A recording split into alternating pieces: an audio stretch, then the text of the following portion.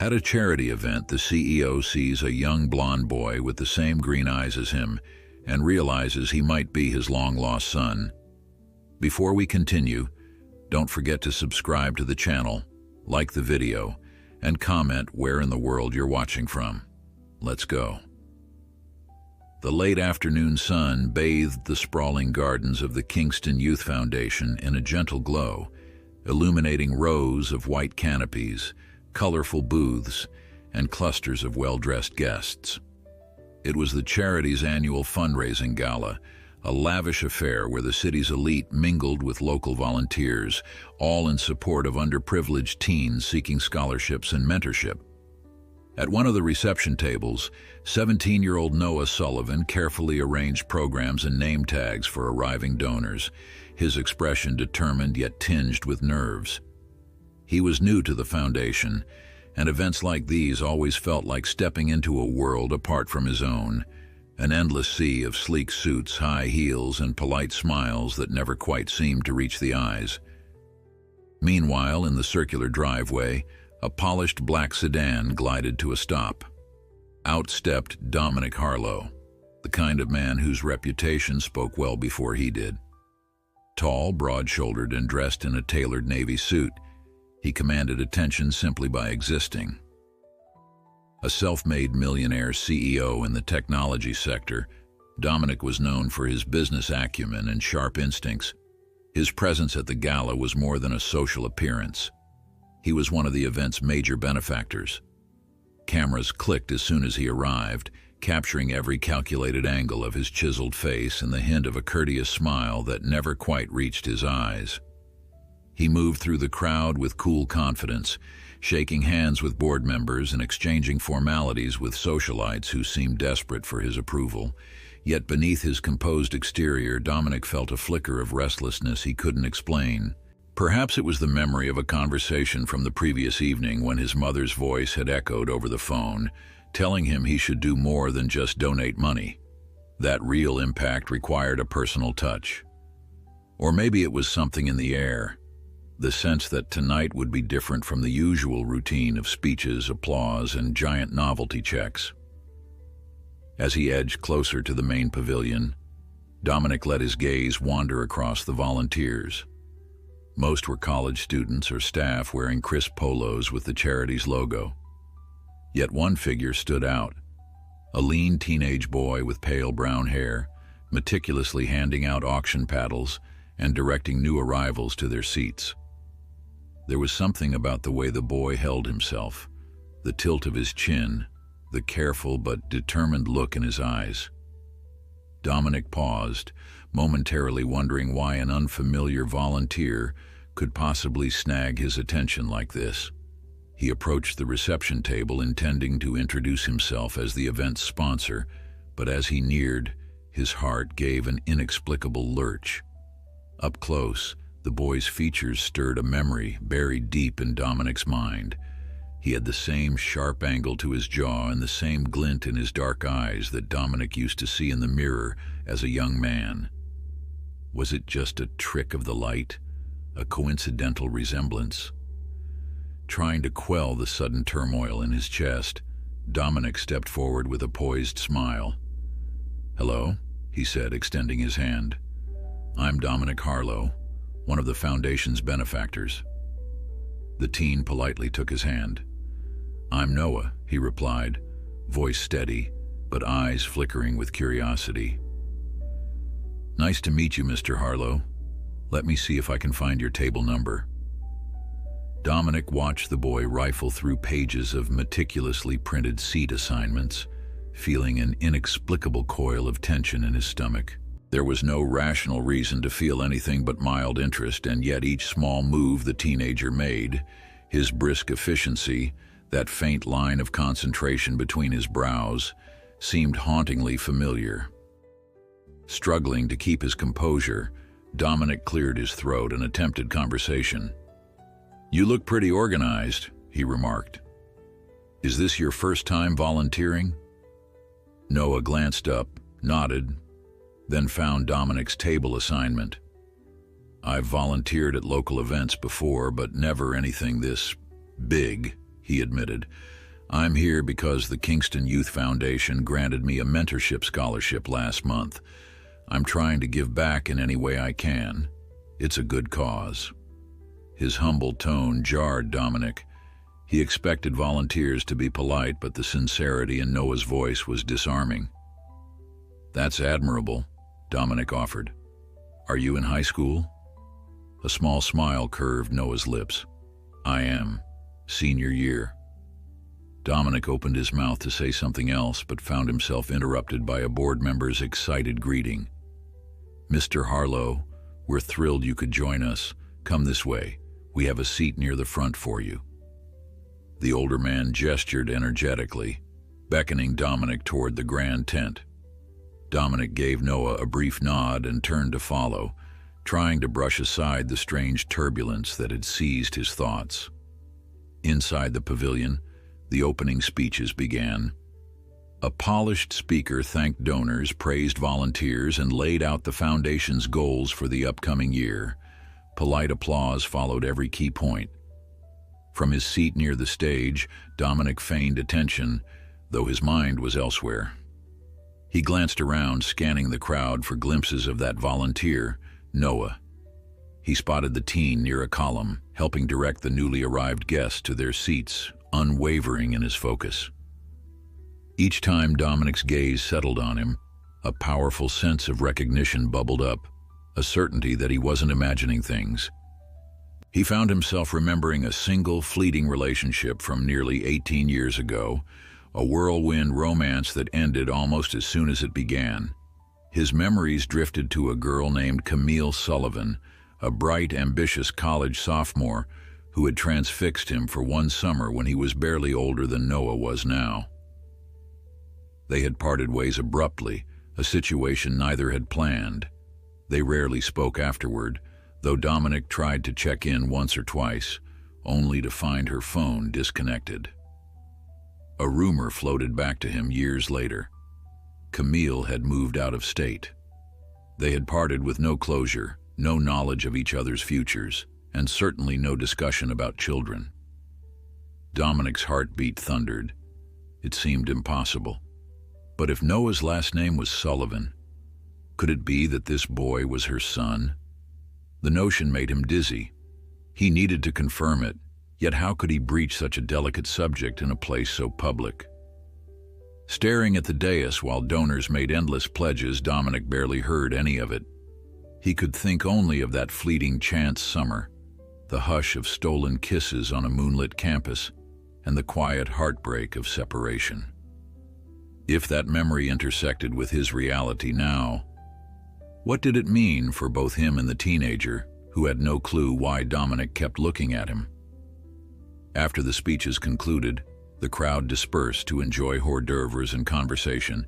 Dominic slipped away from eager well-wishers, scanning for Noah's familiar figure. He finally found him near a silent auction table, pen in hand, assisting another donor in placing a bid on a set of antique books. Waiting until the donor moved on, Dominic stepped forward. "Hey," he said quietly, giving Noah a calm smile. "I just wanted to thank you for your help earlier. This event can be pretty overwhelming." Noah shrugged, modest as ever. "It's part of the job. Hope you're enjoying yourself, Mr. Harlow." Dominic found the tension in his throat returning. "Noah, is your last name Sullivan by any chance?" he asked, summoning as much composure as he could manage. The teen blinked in surprise, suspicion creeping into his eyes. "Yeah, it is," he answered slowly. "Why?" For a moment, Dominic couldn't speak. His chest tightened with memories and the abrupt realization that everything he suspected might actually be true.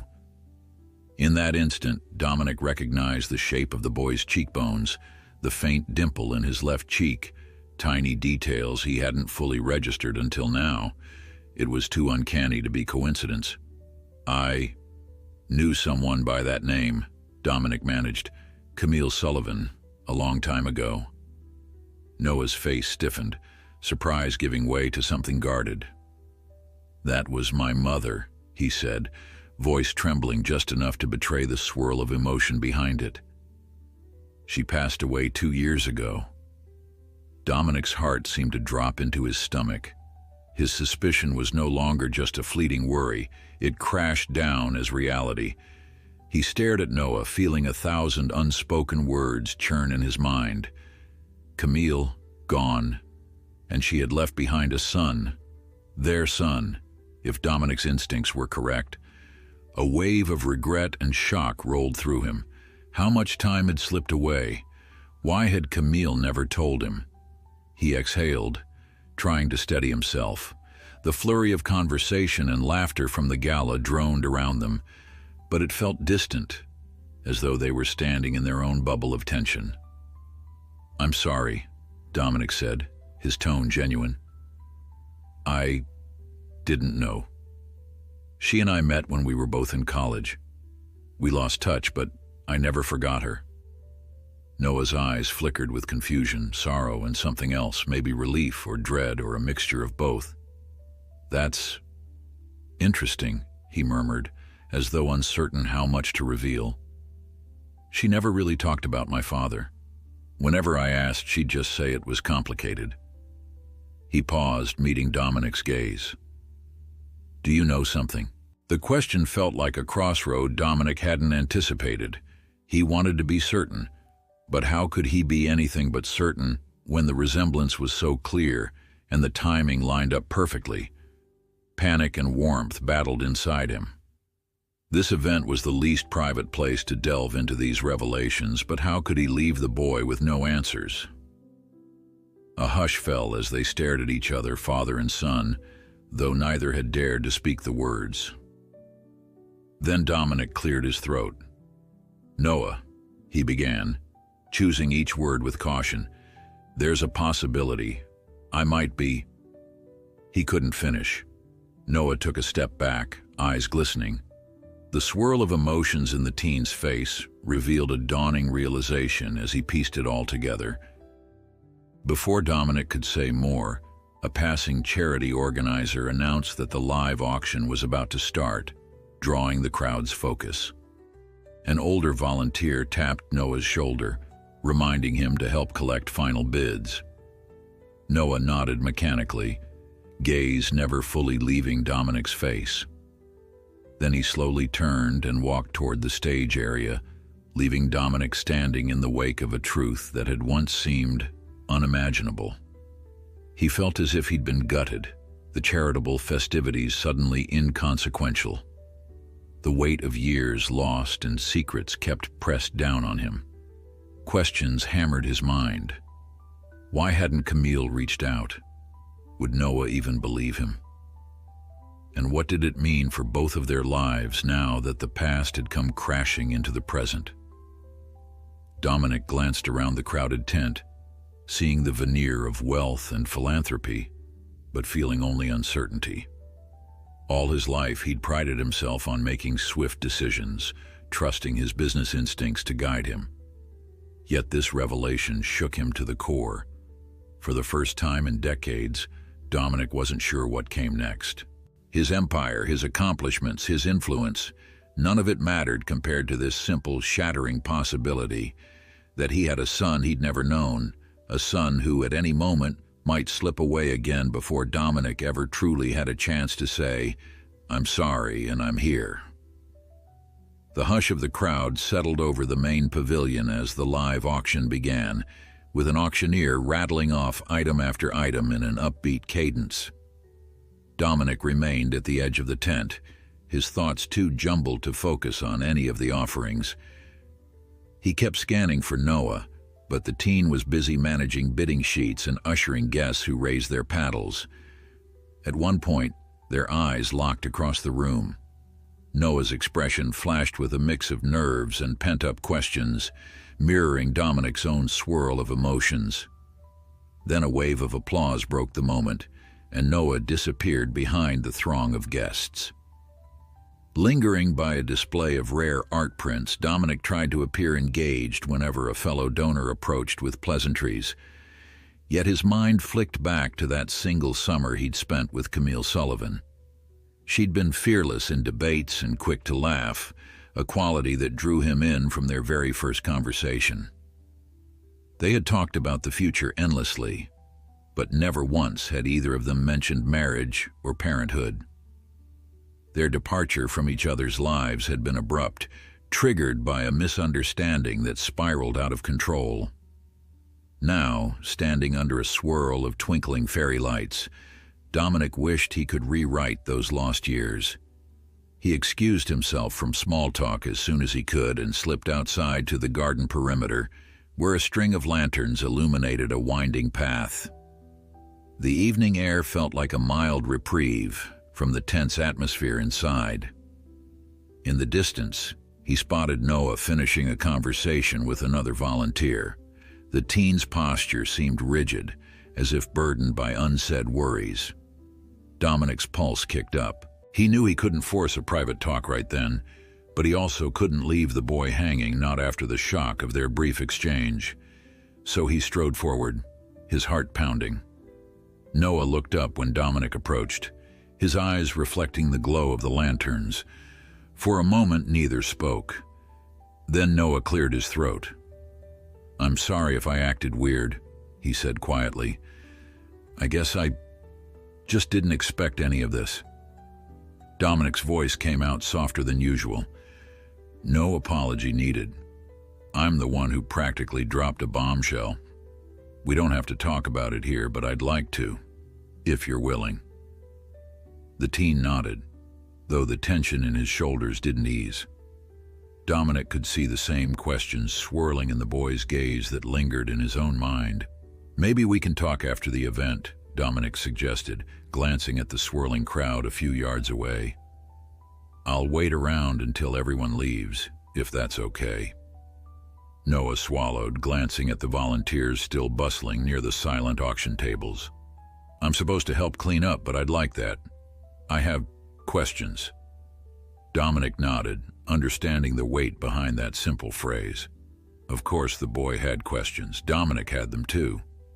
As music drifted from the main tent and guests clinked champagne flutes, the two of them exchanged a tentative look. Then Noah offered a small, uncertain smile and excused himself. Dominic returned to the gala, mechanical in his polite nods and courteous handshakes. Donors congratulated him on his generosity, lauding the new pilot programs his funds would support. He accepted their praise with half a mind, eyes always flickering around in case he glimpsed Noah. But the teen stayed busy, and Dominic was left to endure the final flurry of speeches and scheduled entertainment. By the end of the evening, the canopies had begun to come down. The crowd had thinned and only a handful of volunteers remained. Dominic lingered by the fountain, heart thudding with a strange blend of hope and fear. Noah eventually emerged from the tent, arms full of folded tablecloths, and nodded for Dominic to follow him behind the main stage area. There, under a dim light, they found a quiet spot where leftover chairs were stacked in neat rows.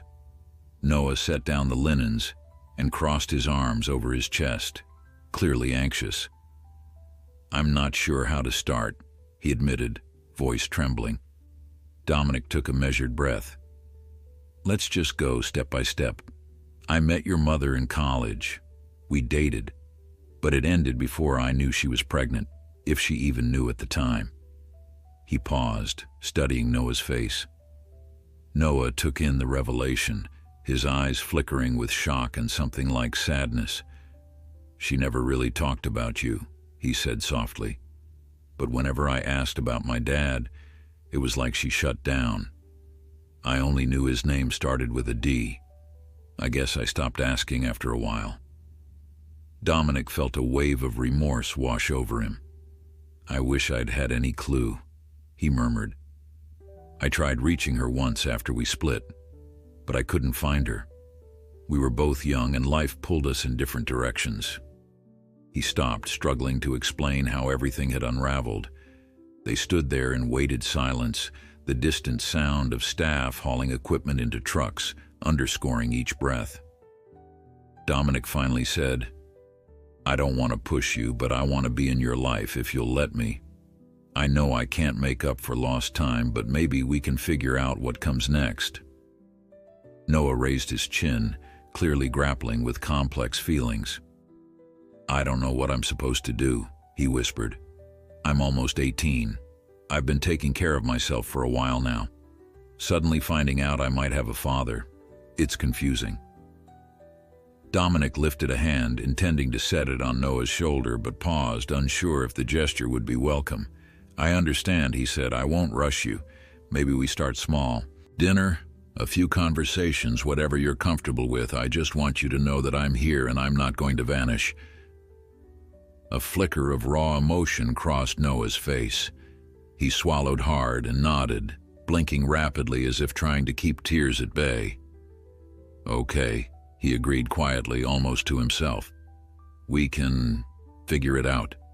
Relief coursed through Dominic, mixed with the tremors of brand-new uncertainty. They parted ways soon after, exchanging contact information with a shaky finality. Noah had to catch a ride with a friend back to his guardian's home, and Dominic found himself lingering in the now empty garden, wrestling with thoughts he never expected to confront. He had planned a neat future built on expansions, acquisitions, and philanthropic gestures that kept him at arm's length from personal entanglements. But in the span of a single evening, all his priorities had shifted.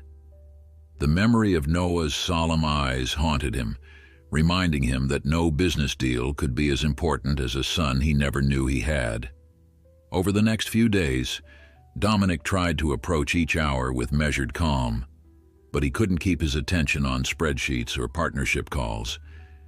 His mind drifted to Noah. How the teen must have grown up with unanswered questions, how Camille had navigated motherhood without the support she deserved. Late at night, Dominic pored over old college photos, searching for any trace of that summer's memories. A tangle of regret came rushing back. If only he had tried harder to stay in touch. If only he hadn't assumed Camille was better off without him. Now it was too late to fix the past, but maybe he could shape the future. Late on a Thursday, Dominic finally texted Noah, inviting him to dinner whenever he felt ready. The response came hours later. A hesitant yes. With that single word, Dominic sensed a fragile bridge forming between them, one built on second chances rather than regrets. He breathed in relief, realizing that while they couldn't change history, they could forge something meaningful together now. On a breezy Saturday evening, Dominic found himself seated at a corner table in an unassuming Italian restaurant tucked between two tall office buildings.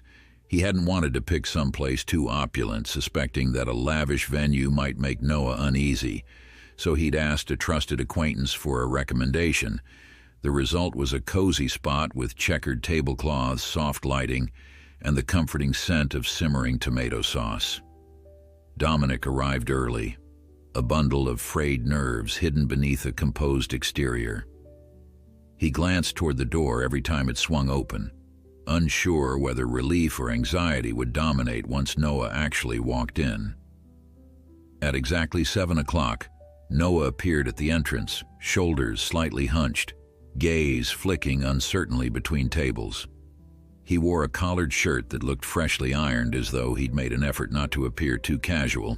When Dominic stood and waved him over, the teen exhaled in relief and navigated through the tightly packed tables until he reached Dominic's. They exchanged quiet greetings. Neither seemed to know how to jump into conversation right away, so Dominic offered a tentative smile and gestured for Noah to sit. They spent the first few minutes looking over the menu, each grateful for the excuse not to speak. Dominic had faced countless high-stakes negotiations, but nothing compared to the swirl of vulnerability that gripped him now. Each time he glanced at Noah, he saw in the boy's features the unmistakable echoes of his own. There were times it caught him off guard, making it hard to form coherent thoughts. At last, the waitress arrived, and they placed their orders: lasagna for Dominic, spaghetti for Noah, accompanied by a basket of warm bread. A charged silence followed once the waitress left. Dominic cleared his throat. "I'm glad you could make it," he said, infusing genuine warmth into his voice. "How have you been since the gala?" Noah fiddled with the edge of his napkin. "I've been okay, I guess. School's been busy. Senior year is no joke, and there's a bunch of scholarship stuff I have to deal with. His mouth quirked into a wry grin. And there's the whole, my life might be upside down thing. Dominic nodded, letting out a breath he didn't realize he'd been holding. I understand. I wish there was a way to make this easier. For a second, Noah seemed to waver between walls he'd built up and the urge to ask 1,000 questions. He studied Dominic's face. I guess I just want to know more, he said softly. Who you are, why you and my mom never, talked after I was born. She used to tell me not to worry about a father who wasn't around. I always wondered if maybe you'd left us. His tone held no accusation, only the raw longing of someone who'd spent years speculating. Dominic's heart squeezed. I never knew Noah, he said, voice controlled yet emotional. I met your mom when I was in college. We dated for a few months and it was intense. I tried reaching out when things ended, but she disappeared. I had no idea she was pregnant or that you existed. If I had, I would have done everything in my power to be in your life. Noah stared at his folded hands, jaw tight. She was a proud person, he murmured. She never wanted to rely on anyone. I guess she felt like she had to do it on her own. But it was tough. She worked 2 jobs, and even then, money was always a struggle. Dominic exhaled a trembling breath, imagining Camille battling relentless bills and exhaustion while caring for a newborn. Guilt gnawed at him. He couldn't change the past, but he could at least offer his support now. I'm sorry, he said quietly. I wish things had been different. I don't want to make empty promises, but I do want you to know that I'm here for you, whatever that looks like. Noah nodded, a shadow of uncertainty crossing his face. We'll see how it goes, he replied in a measured tone. I'm not exactly used to having a dad. I live with my mom's friend, a lady named Mariana. She's been awesome, but it's not like having an actual parent, and I'm 17. If you'd come around earlier, maybe it would have been easier for me to accept. His blunt honesty made Dominic flinch inwardly, but he also respected the teen for it. When their meals arrived, the conversation paused as they filled their plates. Between bites of steaming pasta, Dominic asked about Noah's interests.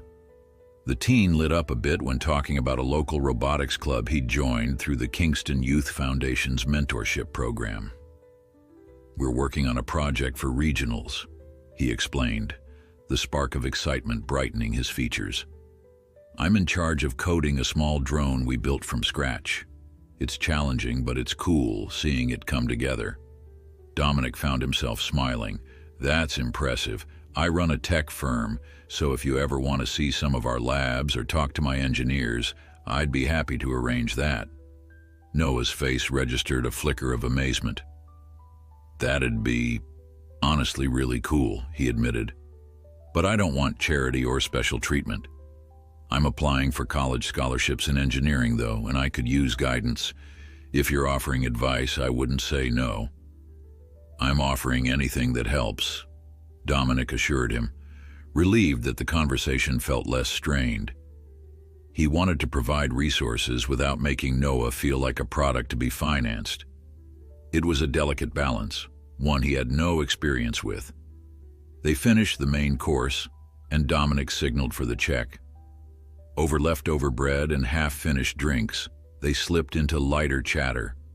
Funny teacher anecdotes, comments on the restaurant's ambient music, and bits of everyday life. The casual talk felt like a small miracle, a fragile bridge built over that chasm of years. When the check came, Dominic quickly paid, ignoring Noah's mild protest. Stepping outside, they found a quiet patch of sidewalk near the restaurant's modest awning. A light breeze whispered through the street, rippling the edge of Noah's shirt. Neither seemed eager to part just yet. Noah jammed his hands into his pockets, studying Dominic by the glow of a nearby street lamp. So, what happens now? He asked. Do we just meet up sometimes? I have so many questions about who you are, about our family, but I feel like I'm dumping all this on you." Dominic's expression softened. "You're not dumping anything. We can take it one step at a time. I'd love to meet whoever's been taking care of you if that's okay with them. I'd like to see your world, not just bring you into mine. And whenever you want, I can answer whatever you want to ask." A tension that Noah had been carrying seemed to ease just a fraction. "That sounds good. I'll have to check with Mariana, but I'm sure she'd want to meet you too. She's basically been my rock the last couple of years. Losing my mom—" He paused, swallowing. "Anyway, I think she's curious about you." Dominic set a gentle hand on Noah's arm, this time not hesitating. "Whatever it takes, I'm ready," he said softly. They stood in that quiet moment, the hum of distant traffic a muted background. For Dominic, the swirl of regret and relief mingled into one. He'd never expected fatherhood to find him this late, especially like this, but he couldn't deny how fiercely he wanted to be there now that he knew the truth. Eventually, Noah stepped away, offering a half smile. "I should get going before it gets too late. I can text you or something, let you know when I'm free." "Of course," Dominic replied. He dug out a business card and scribbled his personal cell number on the back. "Call me anytime, day or night." Noah slipped the card into his pocket and nodded. Then, with a final glance, he turned and walked down the sidewalk until he melted into the city lights. Dominic remained where he was, eyes lingering on the spot where Noah had disappeared, chest tight with hope and uncertainty. There was an entire future standing on the other side of that night, and every choice Dominic made from then on would carry the weight of fatherhood, a responsibility he hadn't prepared for, but one he couldn't imagine ignoring. Over the following week, Dominic wrestled with the urge to text Noah daily, worried about pushing too hard, too soon. Ultimately, he kept his messages brief, a quick good morning or a simple how's school going. Each time Noah replied, Dominic's chest loosened with an odd relief. Their conversations were sometimes stilted, no deeper than cordial check-ins, but at least the door was open. Midweek, Noah surprised Dominic with a request to meet Mariana. "She wants to see you in person," the message read. "She's off on Saturday afternoon. Is that okay?" In truth, Dominic wanted more than anything to meet the woman who had supported his son through heartbreak and financial strain, but anxiety flickered inside him. What if she blamed him for all those missing years? He couldn't blame her if she did. Still, he replied that he'd be honored to meet her. On Saturday, he drove down a busy thoroughfare, double-checking the directions Noah had sent. The address led him to a modest apartment complex in a neighborhood not far from the community center. Pulling into a small parking spot, he sat for a moment, hands gripping the steering wheel. This was not a boardroom or a charity gala. This was someone's home, where the unguarded truths of daily life were laid bare. With a final steadying breath, Dominic got out of the car and walked to the designated building. Noah met him at the entrance, wearing a relaxed hoodie and jeans. The teen directed Dominic up a flight of stairs to a door labeled 3B. He knocked lightly before pushing it open. Warmth enveloped them, a cozy living space with potted plants on the windowsills, a well-worn sofa, and a cheerful floral rug. Photos of smiling people hung on the walls, and the aroma of fresh coffee wafted through the air. A woman in her 40s stood near the kitchen counter, her expression kind but guarded. She had dark hair pulled back in a messy bun, and her eyes darted between Noah and Dominic as she offered a polite nod. "You must be Dominic," she said, stepping forward to shake his hand. "I'm Mariana." Her tone held no obvious hostility, but Dominic sensed a tension underneath, as though she was assessing whether to trust him. He gave a slight bow of his head, wanting to show genuine gratitude. "Thank you for letting me come over, and for everything you've done for Noah. I know he's lucky to have you." Mariana gave Noah a fond look. "He's the lucky one," she teased. "He's helped me more than he realizes." Then, turning serious, she gestured for Dominic to sit. "Why don't we talk for a bit? I'm sure we have a lot to discuss." They settled in the living room, Noah choosing an armchair by the window while Dominic and Mariana took the couch. For the next few minutes, the conversation stayed polite, with Mariana asking about Dominic's background. Eventually, her questions turned pointed. "Do you plan to stay in Noah's life, or is this some short-term gesture of goodwill? Because I won't let him be hurt again. He's been through too much." Dominic's chest constricted. He caught Noah's eyes reading the worry there. "I can't change the past," he said quietly, "but I won't walk away. I want to be the father he deserves. Maybe I'm late, but I'm here now. I'm not going anywhere." Mariana studied him, her silence extending like a measuring tape over Dominic's sincerity. Then she inclined her head, looking at Noah. "What do you think, mijo?" Noah licked his lips, glancing between them. I want to see where this goes," he admitted. "We've only met a couple times, but it feels different from what I expected. I don't want to shut him out just because I'm scared." Mariana's features softened. She set a hand gently on Noah's shoulder. "If that's your choice, I'll support it. But Dominic," she said, shifting her gaze toward him, "don't break this trust." "I won't," he promised, voice firm. A hush settled over the room, broken only by the hum of the apartment's heating system. In that silence, Dominic felt a sense of fragile acceptance. He didn't mistake it for easy forgiveness. He still needed to earn that. Yet, in the quiet looks passed between them, he sensed a chance at the one thing he could never buy. A family bond built on honesty, second chances, and perhaps one day, genuine love. In the days that followed his visit to Mariana's apartment, Dominic found himself thinking about Noah more often than he ever could have anticipated. He would be in the middle of an investor call or scanning financial forecasts, and a sudden flash of the boy's uncertain smile would interrupt his concentration. Noah had told him that he sometimes felt like the whole situation was unreal. Dominic felt the same, unable to process that after nearly 18 years of not knowing, he suddenly had a teen son who might one day see him as more than just a stranger. He decided to take small, deliberate steps rather than attempt anything too grand. For one, he reached out to the Kingston Youth Foundation, hoping to learn more about the mentorship program that had helped Noah earn his scholarship. The coordinator was thrilled to connect him with Noah's robotics club director, and within a few days, Dominic had scheduled a modest event at one of his company's nearby research labs. The invitation extended not only to Noah's club, but also to a few other mentorship groups, all set to visit, see demonstrations, and ask questions of real engineers. It felt like a way to merge Dominic's world with Noah's, all without singling him out too obviously. "Really?" Noah said over the phone when Dominic first told him the plan. His tone fluttered between excitement and uncertainty. That's amazing. My friends are going to freak out. But you sure it's okay? Won't it be weird if you're there?" Dominic smiled, holding his phone tighter. "Trust me, it's fine.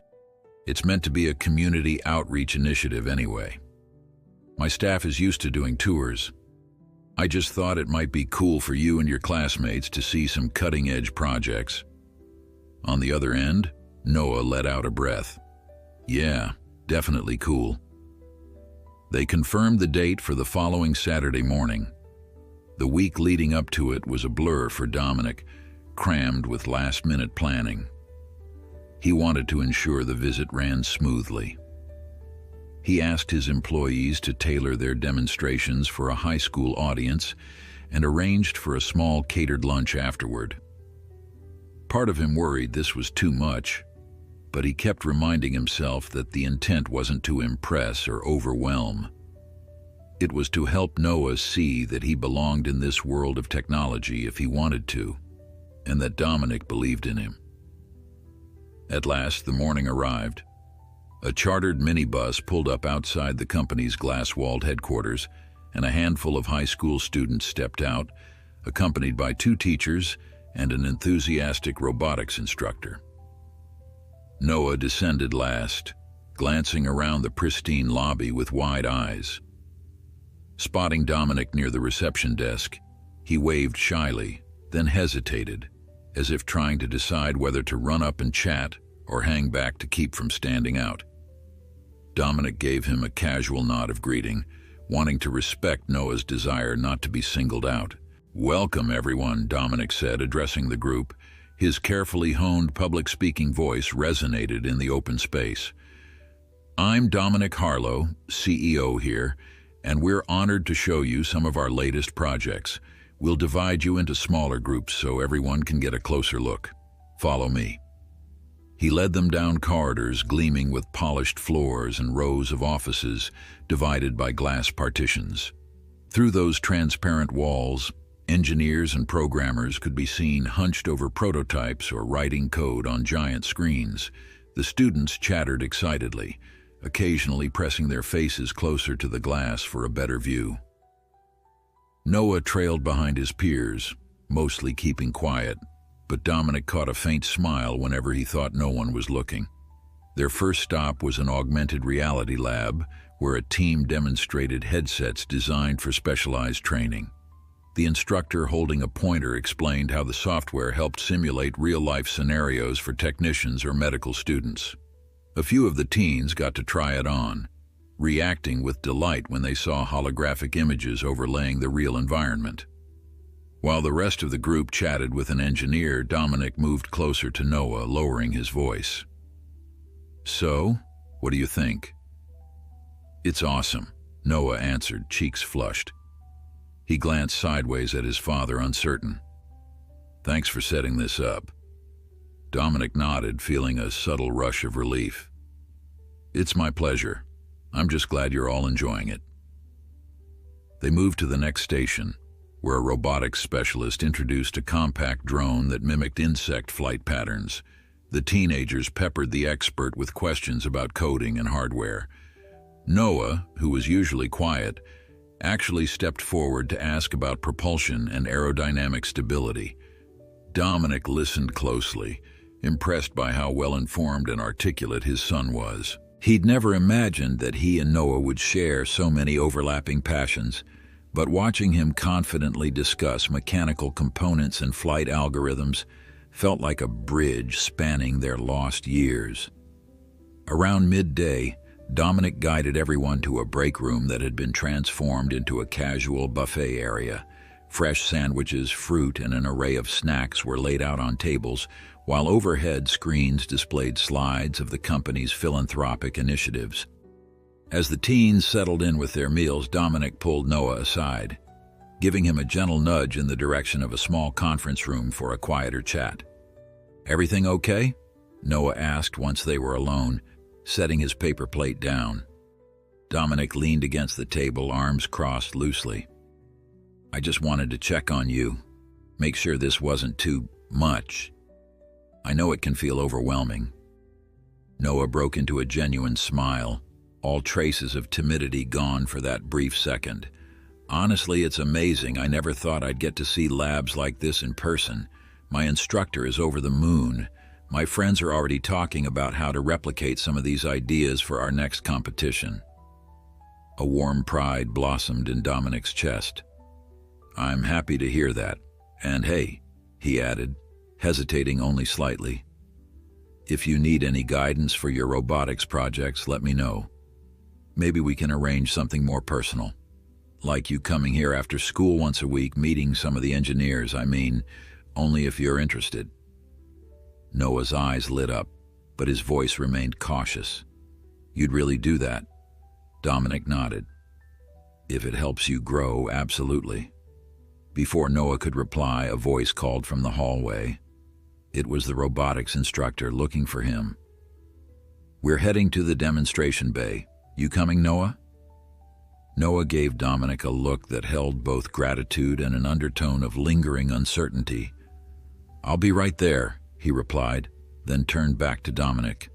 "We'll talk later, okay?" Dominic smiled, a sense of optimism surging in him. "Sure."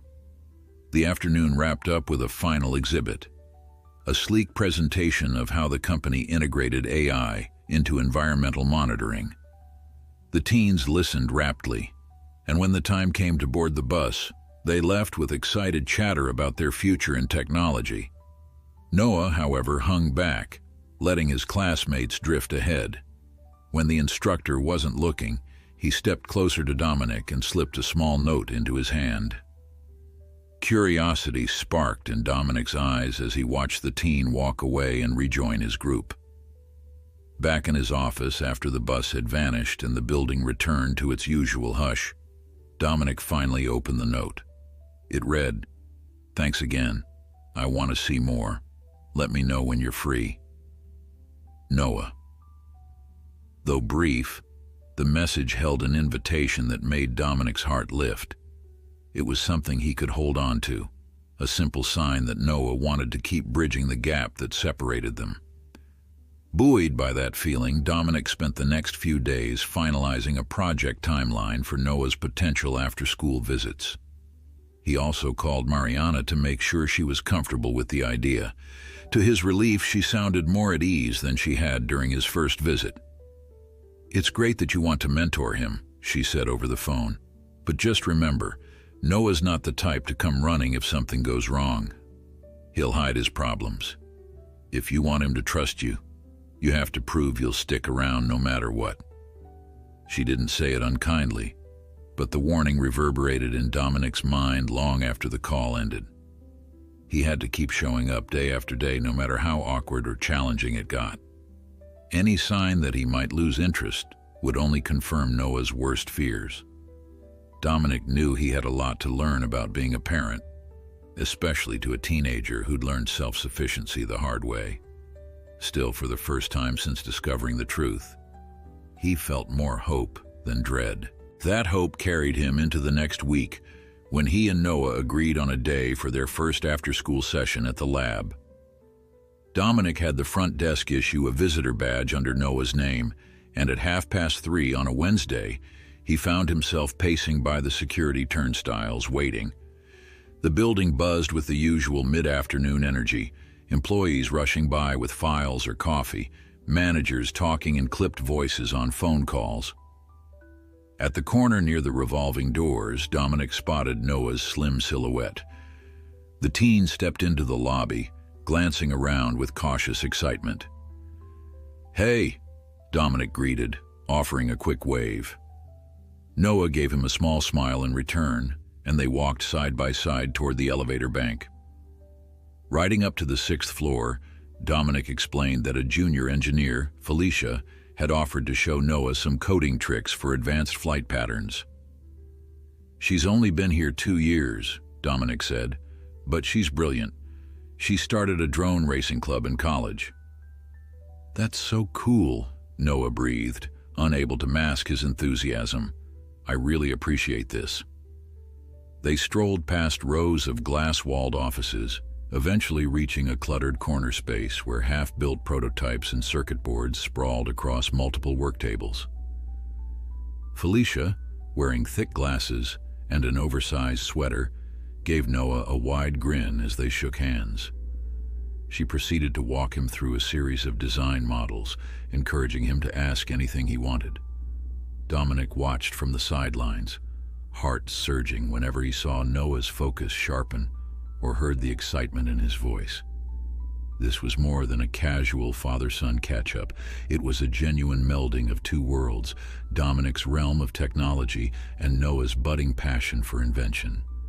An hour sped by, filled with talk of code frameworks, sensor integrations, and the potential for competition-grade performance. By the time Noah and Felicia wrapped up, the teen looked both exhilarated and a little overwhelmed. Dominic suggested grabbing a quick snack from the cafeteria before heading home. "You want to talk about everything you learned?" he offered, trying to strike the right balance of interest and non-intrusiveness. Noah nodded, pushing a stray strand of hair off his forehead. Yeah, sure.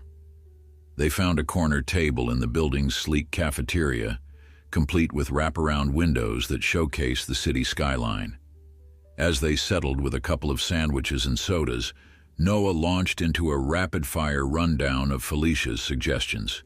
His hands moved animatedly, describing how certain code libraries could handle flight stabilization. Dominic listened intently, adding an occasional question or comment. Each small exchange, every piece of dialogue, made the once huge gulf between them feel smaller. Eventually, Noah's energy dipped, and he slumped back in his chair, letting out a long breath.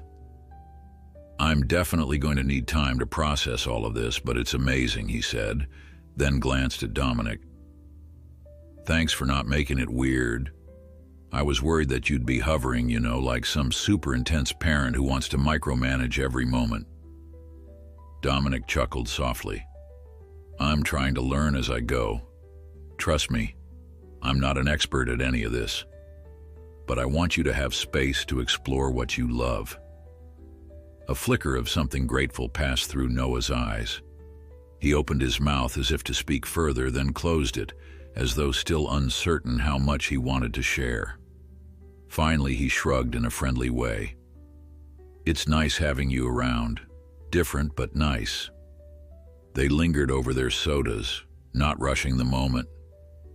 The sun dipped lower on the horizon, the windows reflecting streaks of orange and pink. For Dominic, it felt like time had softened, granting him a fleeting glimpse of what it meant to support someone else's dreams, without strings attached. Glancing at Noah, he saw no trace of the frightened, hesitant teen he'd first encountered behind a charity gala's reception table. This boy was vibrant and inquisitive, ready to engage with the world if only given the right tools. As they parted in the lobby, with Noah heading for the bus and Dominic returning to his office to finish the day, both knew there would be more obstacles ahead. There were still questions about the future, about college costs, about how exactly they define their relationship in the eyes of the law. But in that moment, they shared a silent understanding. They would keep moving forward. One day, one lab visit, one conversation at a time, they were forging a connection that might just stand the test of time. Dominic was reviewing quarterly reports in his spacious corner office when his phone buzzed with a text from Noah. It read, "Hey, do you have time to talk later? Something came up at school." A flicker of concern laced Dominic's thoughts. He and Noah had maintained a fragile but steady pattern of communication. Updates about the robotics project, casual greetings, and even the occasional humorous meme. But Noah rarely asked to talk outright. Swiveling his chair away from the skyline view, Dominic quickly responded that he was free in the late afternoon. He tried to shake off an undercurrent of worry, but it lingered throughout his next meeting. At 4:30, as soon as the last of his colleagues stepped out, Dominic dialed Noah's number. The phone rang twice before the teen answered. There was background noise, hallway chatter, the metallic clang of locker doors, and the echo of footsteps. "Hey," Noah greeted. "Sorry, I'm still at school. I tried to find a quiet spot, but you know how it is." Dominic leaned forward, concern etched into his brow. "No problem. What's going on? You said something came up." A sigh came through the line. "It's the scholarship situation. Turns out I got shortlisted for an out-of-state engineering program, which is amazing, but..." He paused, letting the unspoken tension hang. "I'm not sure if I can afford to visit the campus, or if I can manage living expenses, even with tuition help. I talked to Mariana, and she said we could maybe pull money from her savings, but she already does so much for me. I feel terrible. And then there's you, but I didn't want to assume..." Dominic interrupted gently. "Noah, slow down. Tell me about this program. Which school is it?" "Westbridge University," Noah answered. They have a really strong robotics department and a special scholarship that covers most of tuition if I get in. But not everything. I'd still need money for housing, books, travel. It's far away in another state. I guess I'm freaking out because the acceptance window is tight, and they want students to visit if possible, to finalize financial aid forms and meet professors. The trip alone is expensive. Dominic's heart clenched at the sense of resignation in Noah's voice. He knew the teen was used to scraping by, reluctant to ask for help. "Noah, I can cover the trip. That's not even a question. If you want to visit, we'll make it happen." Silence.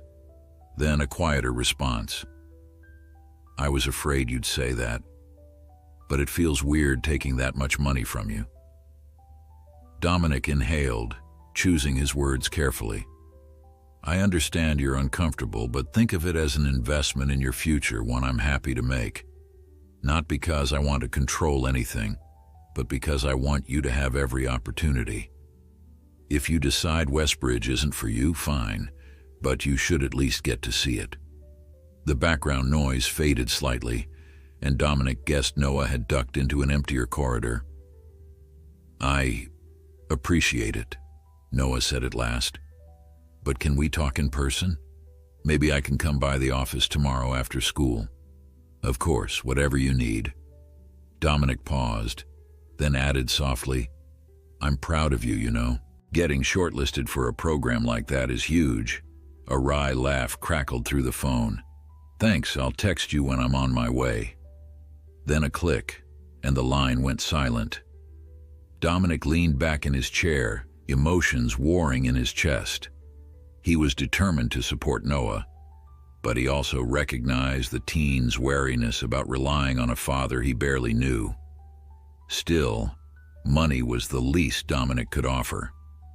His empire, built through strategic acquisitions and savvy investments, existed primarily because Dominic never hesitated to seize a valuable opportunity. Now, he wanted Noah to reap the benefits of that same confidence. If that meant providing airfare or covering lodging, Dominic was ready to do it, no matter how awkward or complicated it felt. The next afternoon, as agreed, Noah arrived at Dominic's office lobby. He checked in with the receptionist, who promptly ushered him up to the executive floor. Dominic stepped out of his office to greet him, leading him toward a quieter lounge area lined with modern sofas and abstract art. Noah's expression was subdued, as if he was still wrestling with the complexity of his situation. They settled onto a couch by the windows. Dominic noticed a tension in Noah's shoulders, so he started gently. "How was school today?" "Fine," Noah replied, fiddling with a loose thread on his backpack. "I talked to my counselor. She said the campus visit for Westbridge is optional, but strongly recommended if I want the best shot at the scholarship. They might do on-site interviews too." Dominic nodded. "Which means traveling soon?" "Yeah, exactly," Noah said. "I know you said you'd help. I guess I just need to accept that help, right?" He lifted his eyes, which carried a hint of unease. "I'm not used to leaning on anyone but Mariana, and even then we keep it basic. I'm scared that if I let myself rely on you too much, it'll backfire somehow." Dominic remembered Mariana's warning.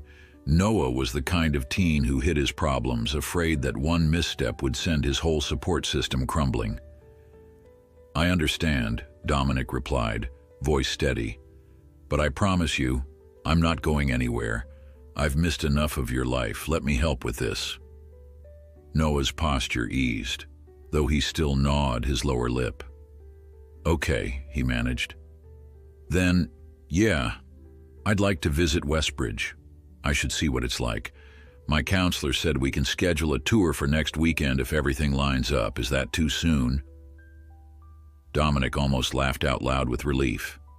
"Not at all. I can charter a flight, or we can go commercial if you prefer." "Commercial is fine," Noah cut in quickly, flushing. "I don't need a private jet or anything." Dominic smiled. I'll make the arrangements for both of us. That way, you won't have to navigate alone. Unless you'd rather go with Mariana?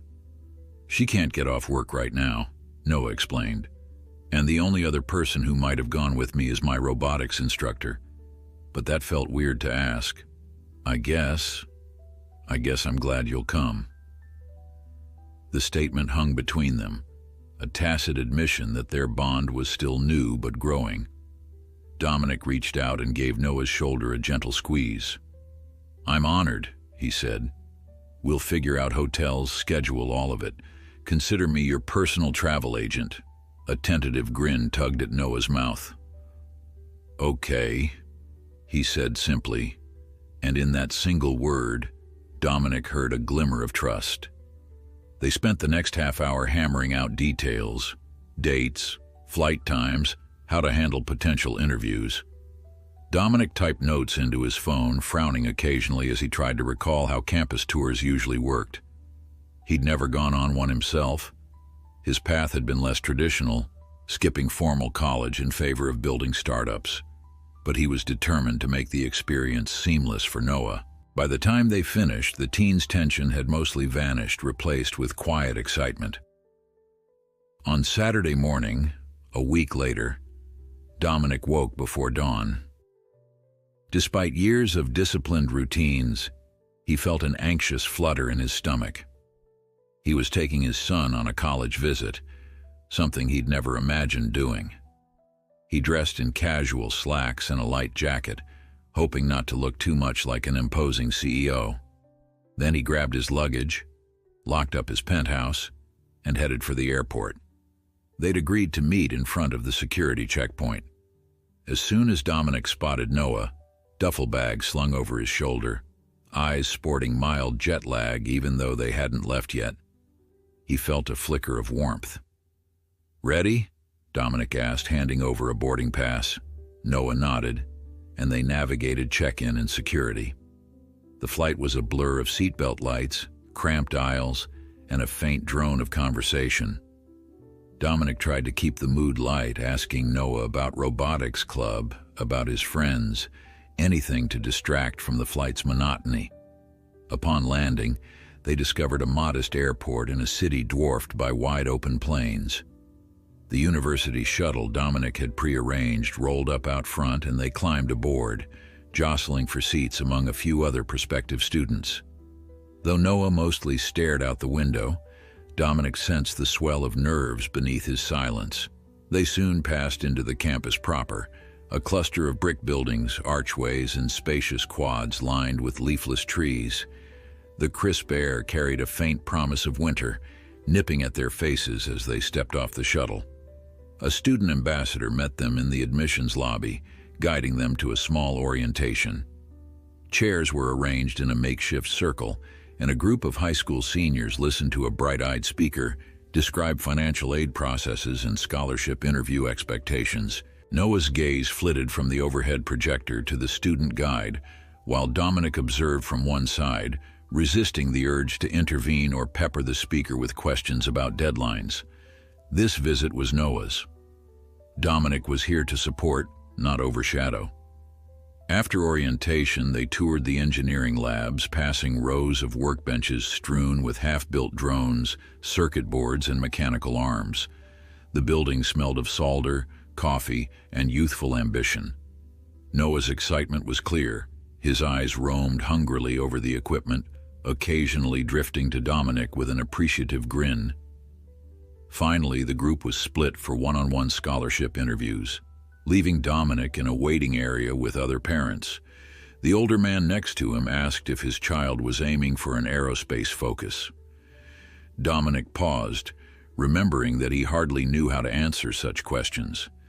Then he simply said, "He's interested in robotics, and yes, I think he'd thrive here."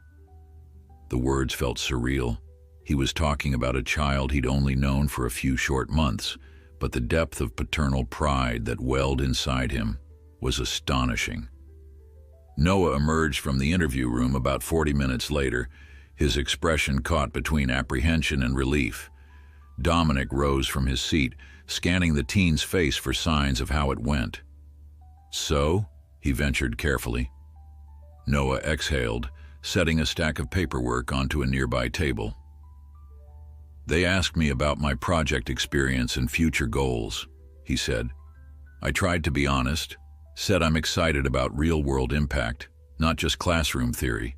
They seemed to like that. Dominic nodded, heart thrumming. I'm sure you did great. What now? Noah picked up the forms he'd been handed.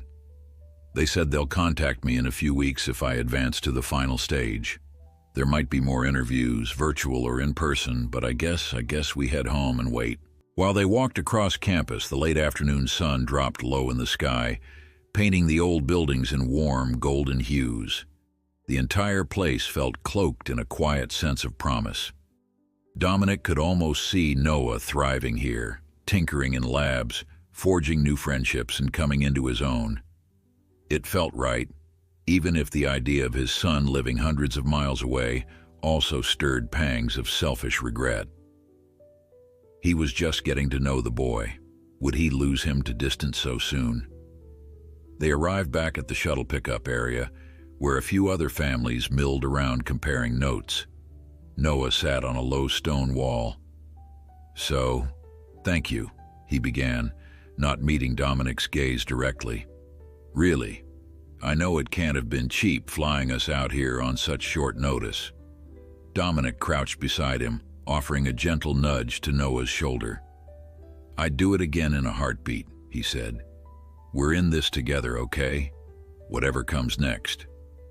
Noah finally looked up, and in his eyes, Dominic saw a flicker of unguarded gratitude.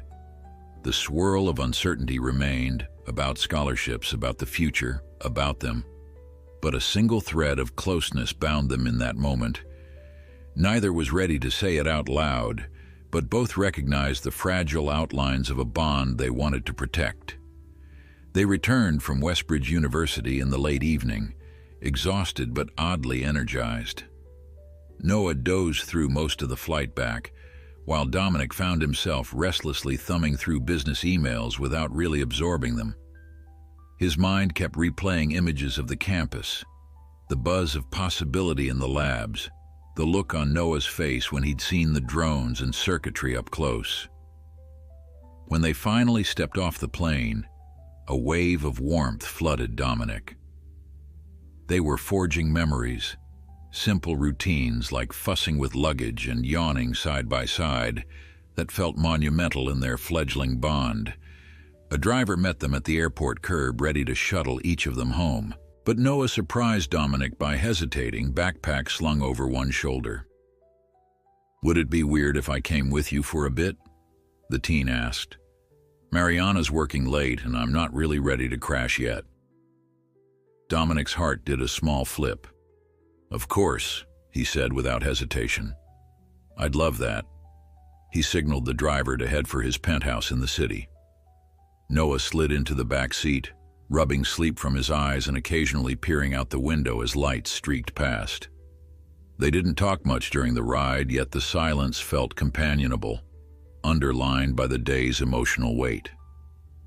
When they arrived, Dominic noticed Noah's small intake of breath while surveying the modern lobby. The building's polished marble floors shone under recessed lighting, and the doorman nodded politely as Dominic led Noah to the private elevator. Dominic hadn't wanted to push the teen into seeing his lavish home too soon, but if Noah was here of his own accord, Dominic would welcome him wholeheartedly. The elevator doors opened directly into Dominic's living space.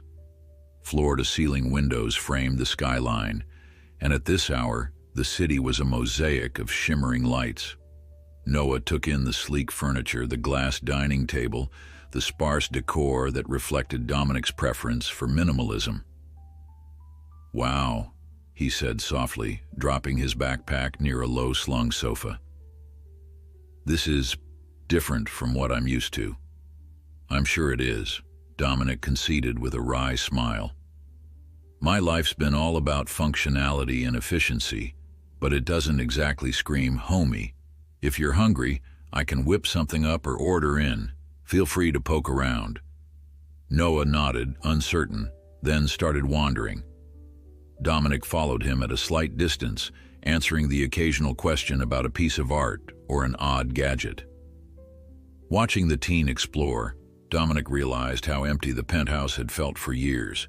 He had built his empire on discipline, forging routines to keep his emotions at bay. But now, with Noah under his roof, those old habits felt hollow.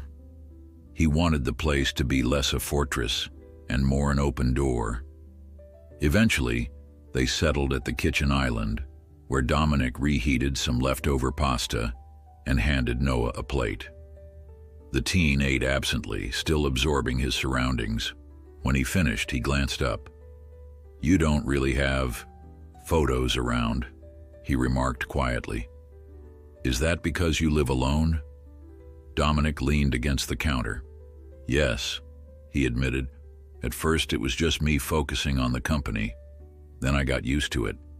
Maybe I was avoiding reminders of what I was missing." He hesitated, meeting Noah's eyes.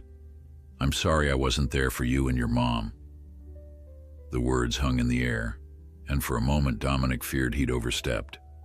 But Noah only nodded, setting his fork aside. "I guess we can't change that," he said. "I used to blame my father, whoever he was, for leaving. Now it's more complicated. You didn't leave on purpose. You didn't know." Dominic felt something loosen in his chest. "No, I didn't." He extended a tentative hand across the marble island, palm up. "I hope in time you'll feel comfortable here. I want it to be a place you can come whenever you want." Noah studied Dominic's hand, then carefully rested his own on top. The contact was light, tentative. "I think I'd like that," he whispered.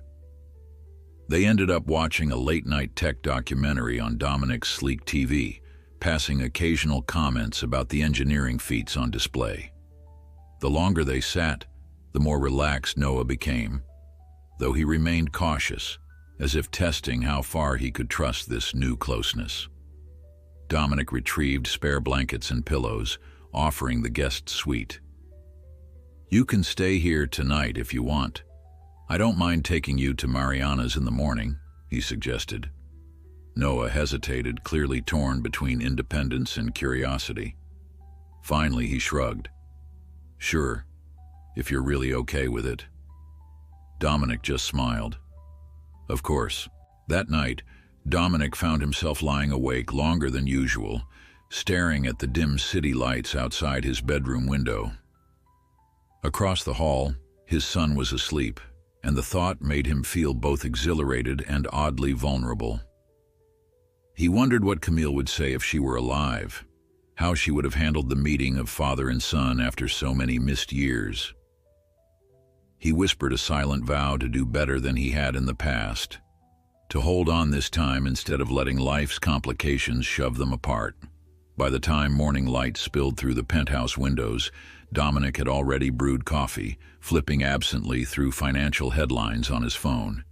He heard Noah shuffle into the living room, hair rumpled, wearing the same clothes from yesterday. "Morning," the teen mumbled. "Morning," Dominic replied, pouring a second cup of coffee and offering it to him. "Cream and sugar on the counter." Noah took the cup gratefully, crinkling his nose at the bitterness until he added 2 heaping spoonfuls of sugar. A comfortable hush hung between them as they sipped coffee, the bustle of the city rousing far below. "Thanks for letting me crash here," Noah said at last, eyeing Dominic carefully. "I didn't expect to, but I don't know. I guess I just wanted to keep talking about Westbridge and everything." Dominic nodded, leaning on the kitchen island. "Ask away." Noah took a breath. "What if I don't get that scholarship?" he ventured. "What if I can't afford to go there? I know you said you'd help, but that's a lot of money. It's not just a plane ticket. It's 4 years, plus living expenses." An ache gripped Dominic's chest. "I won't lie. College costs can be steep, but I want you to pick the best path for your future. If that means paying for your tuition, I will. If it means we work out a plan for loans, or for you to find a part-time job, we can do that. I just don't want you to lose out because you think you have no options." Noah blinked, looking overwhelmed. "It's hard to accept that you do all that for me. I spent my whole life thinking I had no one. Now, you're here, ready to cover whatever I need." Dominic took a slow sip of his coffee. "I know it's a big shift, but we have time to figure it out. If you really want to go there, we'll make it happen. If you decide somewhere else is better, we'll make that happen too. All I ask is that you don't hold yourself back." A gentle relief touched Noah's face, though hesitance lingered. "Okay," he said softly. "I'll try not to hold myself back." They spent the rest of the morning talking about campus life, class sizes, robotics clubs, and what it meant to be a first-year engineering student. Dominic shared anecdotes from his early business ventures, the exhilarating leaps of faith that had shaped his fortune. In turn, Noah revealed small bits of his childhood, like how his mother had always been creative with cheap household items, turning them into makeshift experiments.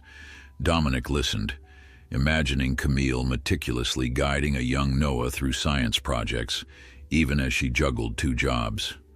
The regret was sharp, but so was his admiration for what they'd accomplished on their own. By mid-morning, it was time for Noah to head back to Mariana's place so he could catch up on homework. Dominic insisted on driving him. During the ride, the teen gazed out at the city passing by, occasionally breaking the silence to point out a place he recognized from earlier volunteer events. Each small revelation was like a new puzzle piece in Dominic's understanding of his son's life.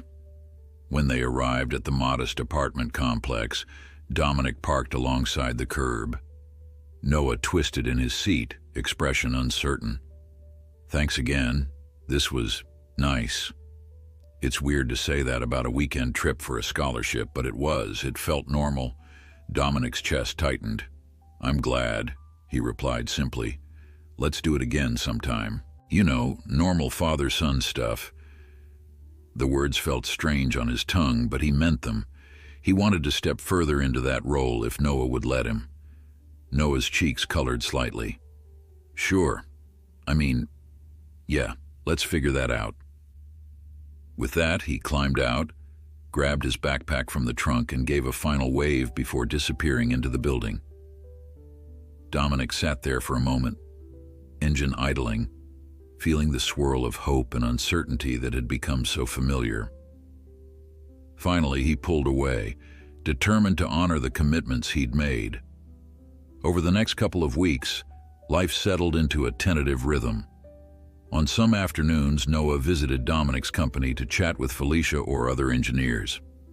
Occasionally, they shared a quick dinner, and even if conversation sometimes faltered, it held an underlying sense of trust.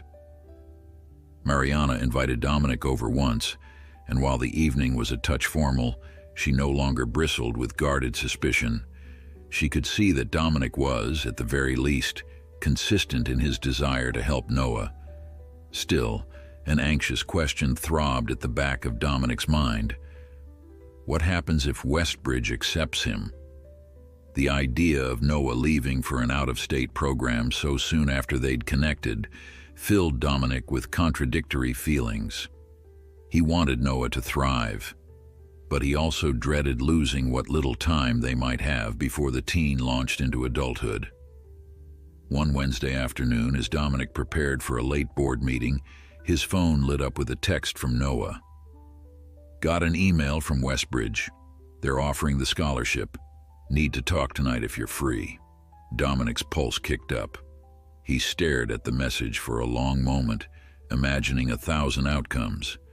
Then he typed back a single word, "Absolutely," hoping he could balance his elation for Noah's success with the sadness that threatened to surface.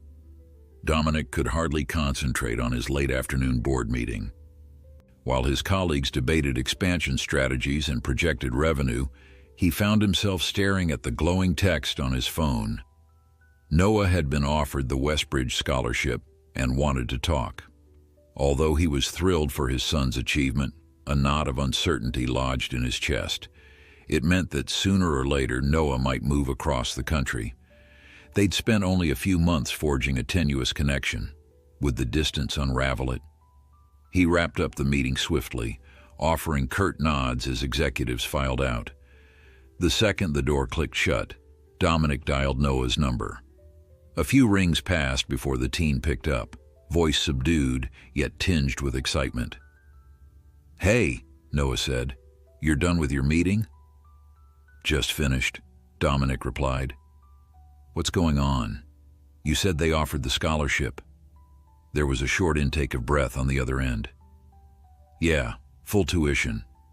They emailed me this afternoon. I'm still in shock. I never imagined I'd get it outright.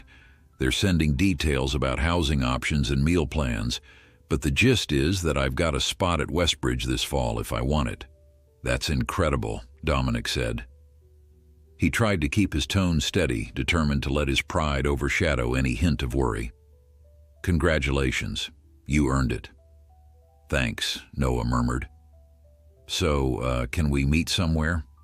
I feel weird talking about this over the phone." "Of course, where?" "Remember that coffee shop near the robotics center?" Noah asked. "The one we went to once with Felicia? I could be there by 8. Dominic glanced at his watch. 7:15. "I'll make it," he promised. "Text me if you get there early." Hanging up, Dominic quickly gathered his things, letting his assistant know he was stepping out for the evening. The city streets were already awash in glowing headlights, and he navigated them with a tense grip on the wheel. He wasn't entirely sure why anxiety prickled beneath his excitement. Noah receiving a full scholarship was the best possible scenario. Then again, the father in him balked at the timing. Just when they had begun to feel like family, Westbridge threatened to whisk Noah off. He arrived at the cafe a few minutes past 8. Soft yellow light spilled onto the sidewalk, illuminating a modest sign advertising pastries and espresso. Inside, he spotted Noah at a back corner table, sipping from a paper cup and fiddling with his phone. The teen looked up, offered a timid wave. Dominic slid into the seat across from him. "Hey," Dominic greeted quietly. "You doing okay?" Noah nodded, pressing his lips together. "Yeah, just my mind's spinning.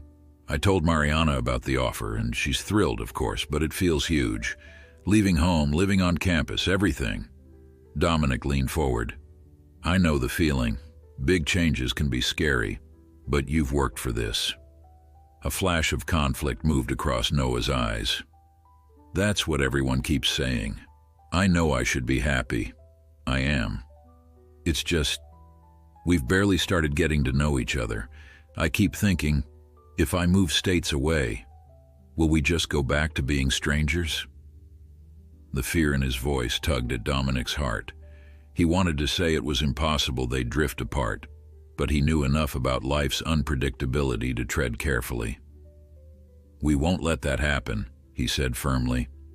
"Technology makes staying connected easier for one, and I can always visit, or you can come back on breaks. Just because you're going to college elsewhere doesn't mean our relationship ends." Noah exhaled. "I guess. I still feel guilty for how expensive it'll be to travel, but at least I won't be drowning in tuition debt. The scholarship is a gift." Dominic paused, considering his words. "If you want me to help with flights, so we can see each other more often, I will. You don't have to worry about the cost. I don't say that to pressure you, it's just an option." Noah's gaze flickered to the busy counter where a barista frothed milk. "I appreciate that. I'm still not used to having someone who can just handle stuff. It's a big adjustment." Dominic nodded, recalling Mariana's gentle warning that Noah might struggle with too much help too soon. "Whatever makes you comfortable," he said. "Maybe we find a balance. But the important thing is that you go where you'll thrive. You've got the chance to chase your passions.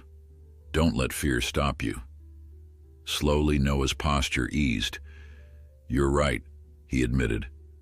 "I talked to my robotics instructor today, and he said I shouldn't think twice about it. He's sure I'll fit right in with the advanced engineering courses. I just didn't want you to think I'm running away."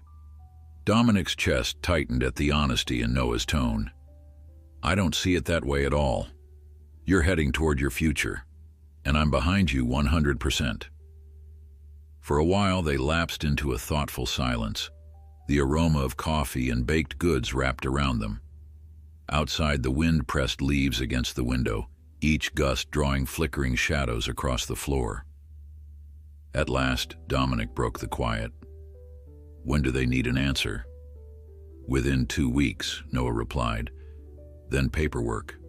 After that, orientation starts in late summer, which means—" He fiddled with the cardboard sleeve on his cup. "I'm leaving in a few months." Dominic felt a subtle ache. "We'll make the most of the time we have," he said, summoning a small smile. "And beyond that, we'll adapt. You and I, this doesn't have an expiration date."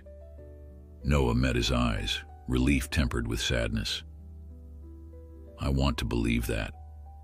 Dominic reached across the small table and laid a hand on Noah's arm. "Believe it," he said, voice thick with emotion he rarely let show. "I'm proud of you. You deserve this shot, and I'll be here no matter what." Their conversation shifted to the nitty-gritty details: dorm assignments, potential roommates, class sizes, the idea of leaving Mariana behind. Noah confessed that he worried about her living alone, but she'd assured him she'd be fine. By the time they wrapped up, the cafe was closing and the baristas were wiping down tables. Walking to the car, Noah shoved his hands into his jacket pockets. "I appreciate you meeting me here," he said softly. "Talking this out helped." Dominic unlocked the car door. "I'm glad. Hop in. I'll drop you home." The drive passed in a contemplative hush. Both stared into the night, minds churning with the knowledge that everything was about to change. Dominic pulled up outside Mariana's apartment building, the headlights illuminating a small patch of sidewalk. When Noah reached for the door handle, Dominic spoke quietly. "Before you go, one more thing. If you decide you want a little practice living away from home, you could stay with me sometimes, not permanently, and only if it's okay with Mariana. But it might help you get used to the idea of independence." Noah looked surprised, then thoughtful. "I'll think about it," he said, the corners of his mouth lifting in the faintest smile. "Thanks, Dominic." When he stepped out, Dominic watched him hurry up the steps to the door. As soon as Noah was safely inside, Dominic pulled away, the night's shadows seeming to mirror the swirl in his chest. He wanted to cling to the time they had left, but he also had to step aside and let Noah chase his dreams. That was what good parents did, right? It was a strange concept. Dominic had learned fatherhood secondhand, with none of the usual ramp-up. But if there was one lesson he grasped, it was that letting Noah soar would be an act of love, not abandonment. Over the following week, the reality of Noah's impending college life settled in. One day, Dominic arrived at the lab after lunch to find Noah already there, discussing code with Felicia. The teen was more at ease than ever, rattling off lines of programming logic. When he spotted Dominic, he waved him over with bright eyes. "Felicia and I just tested a new function," Noah said. "We improved the drone's stabilizing algorithm. I think it's good enough for my final robotics club project." Dominic tried not to let his emotions show too plainly. He recognized how far they'd come, from near strangers at a charity event to a father and son teaming up in subtle ways, forging a genuine rapport. Yet inside, a pang reminded him that soon Noah would depart for campus labs far from here. He refused to let that overshadow the present moment. "That's incredible," Dominic said. "I'm proud of you." Felicia beamed, punching Noah's shoulder playfully. "This kid's going places. Westbridge better watch out." She winked at Dominic, then turned back to the code, leaving father and son to share a grateful glance. Outside of work hours, Dominic and Noah texted frequently, sometimes about mundane details, what to eat for dinner, or a silly meme. Other times about deeper questions. Would it be worth trying to get a summer internship? Was it normal to feel terrified and excited at once? Dominic did his best to reassure him, though part of him wondered if he had any right to do so, given how uncharted fatherhood still felt. Yet each small exchange fortified the connection they'd built. One Friday evening, Dominic invited both Mariana and Noah to a simple dinner at his penthouse, hoping to ease everyone's fears about the future. Despite some initial awkwardness, Mariana's guarded look around the luxurious space, Noah's quiet attempts to fill the silence, they eventually settled into conversation. Over pasta and salad, Dominic mentioned the possibility of covering additional fees if the scholarship didn't handle every last expense. Mariana studied him, tucking a stray lock of hair behind her ear. "I appreciate that," she said. "I just want to be sure we don't set up expectations Noah can't maintain on his own. College is about growing up too." Dominic dipped his head in agreement. "True. And I don't plan to micromanage him. I only want him to know he's not stranded. If he needs help, it's there." Noah, uncharacteristically shy, stared at his plate. "I'm grateful to both of you," he said. "It's weird, though, how quickly my life changed. 6 months ago, I didn't even know who my dad was." Mariana reached across the table and squeezed his hand. "Life is full of surprises," she murmured, "and sometimes they turn out better than we expect." For a flicker of a moment, Dominic allowed himself to dream that they might become a semblance of family, maybe an unconventional one, but real. He pictured Noah on breaks from college, returning to a place where he felt safe, welcomed by not just Mariana but by Dominic as well. That vision offered a glimmer of peace amid the looming transitions. After dinner, they chatted a bit longer before Mariana and Noah prepared to leave. At the doorway, she met Dominic's gaze with a half-smile. "I see how much Noah lights up around technology," she said quietly. "Thank you for nurturing that. I never could, not in the way you can." Dominic swallowed.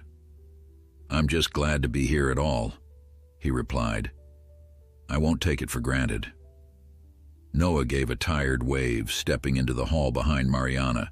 As the door closed, Dominic let out a slow breath, the echo of footsteps lingering on the other side. The penthouse fell silent, yet for once it felt less empty than it had that first night Noah had visited. Somewhere within those glass walls, an intangible warmth had found its way in. Despite the weight of impending separation, Dominic finally believed he could face it with an open heart. Wherever Noah went, whatever challenges he faced at Westbridge or beyond, Dominic would find a way to stay close, to be the father he never had the chance to be. If letting go was the price of Noah's future, Dominic was determined to pay it, proudly and without hesitation. The next few weeks slipped by in a flurry of obligations for both Noah and Dominic. With high school graduation looming, Noah had final exams, last-minute projects, and a swirl of events marking the end of his senior year. Dominic, meanwhile, found his calendar crammed with board presentations, investor dinners, and software rollouts. Yet amid that chaos, they made time for one another.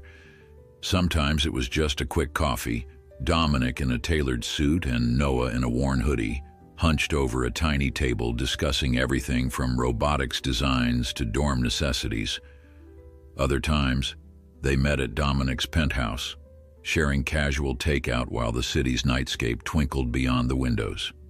In those moments, father and son felt less like near strangers and more like two people forging a fragile but genuine bond. Mariana, too, seemed to ease into the new rhythm. Although she still kept a watchful eye, her worries about Dominic fading from Noah's life had lessened. He showed up consistently, whether to cheer at a robotics showcase or to offer quiet moral support when Noah studied for a crucial test. One afternoon, after dropping Noah off at home, Dominic lingered on the stoop with Mariana.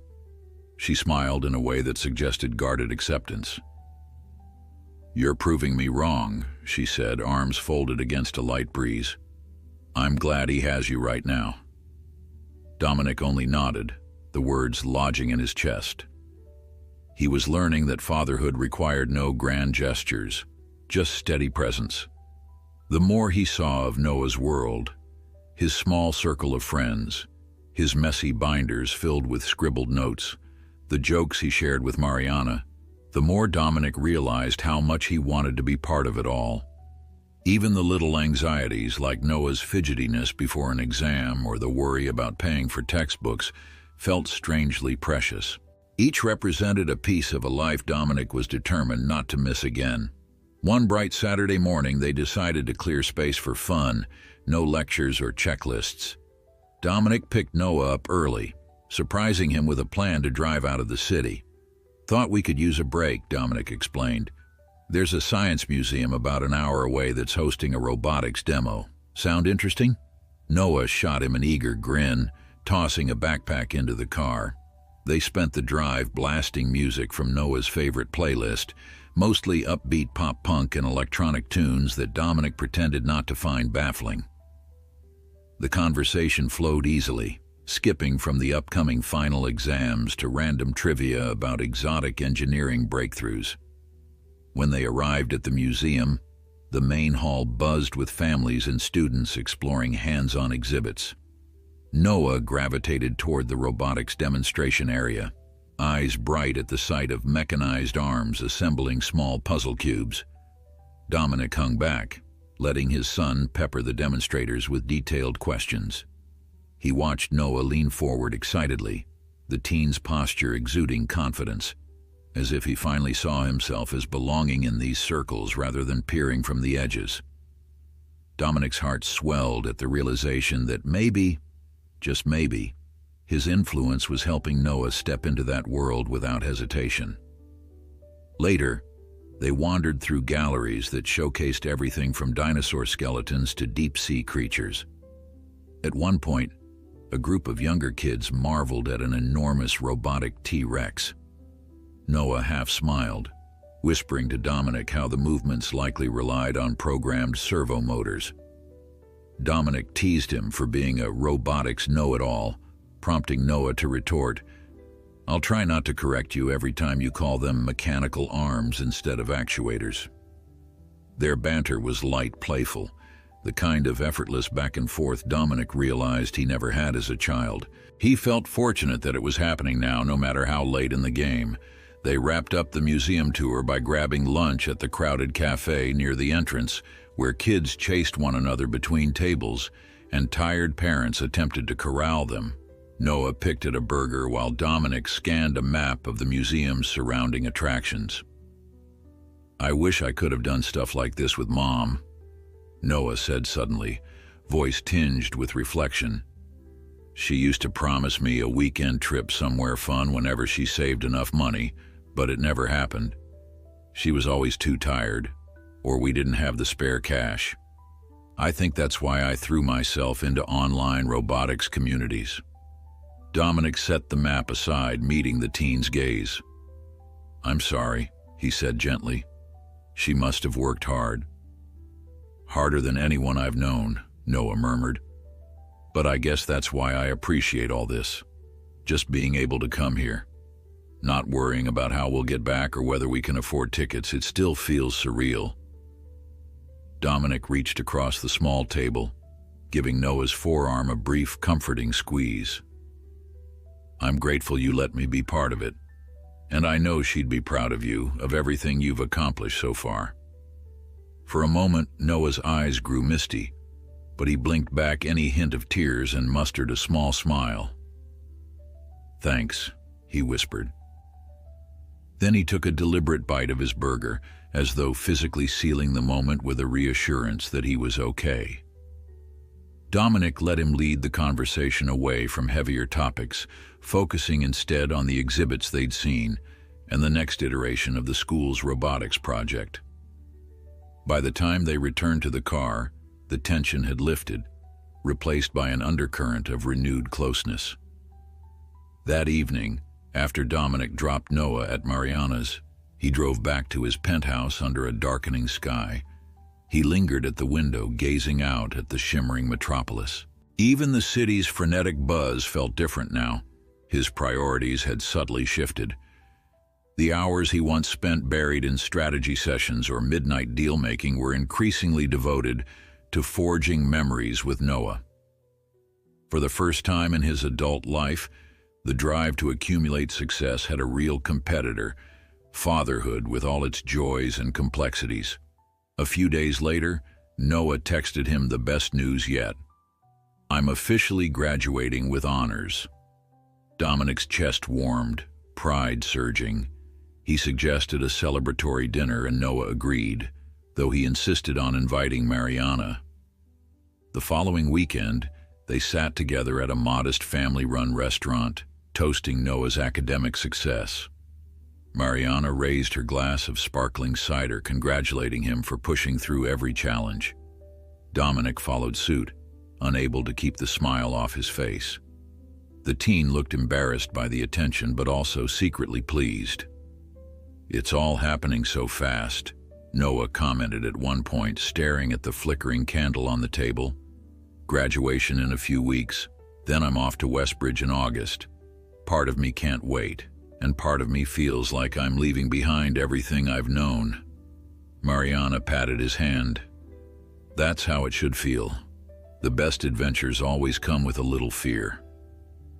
Then she glanced at Dominic. "And you'll have both of us cheering you on from wherever we are, don't forget that." Dominic sensed the weight in her gaze, an unspoken acceptance of their co-parenting dynamic, even if it formed far later than usual. He nodded, raising his glass again. "We're proud of you," he repeated, eyes shining with a father's admiration. Graduation day arrived in a blur of nerves and excitement. Dominic found his seat near the front of the school auditorium, adjusting the collar of his crisp shirt. Rows of seniors in bright gowns lined the stage, chatting and adjusting their mortarboards. Mariana sat on his right, a camera in her hands, while small clusters of families craned their necks to get a better view. Finally, the ceremony began. In the swirl of speeches and applause, Dominic's gaze kept returning to Noah, who looked alternately pensive and eager.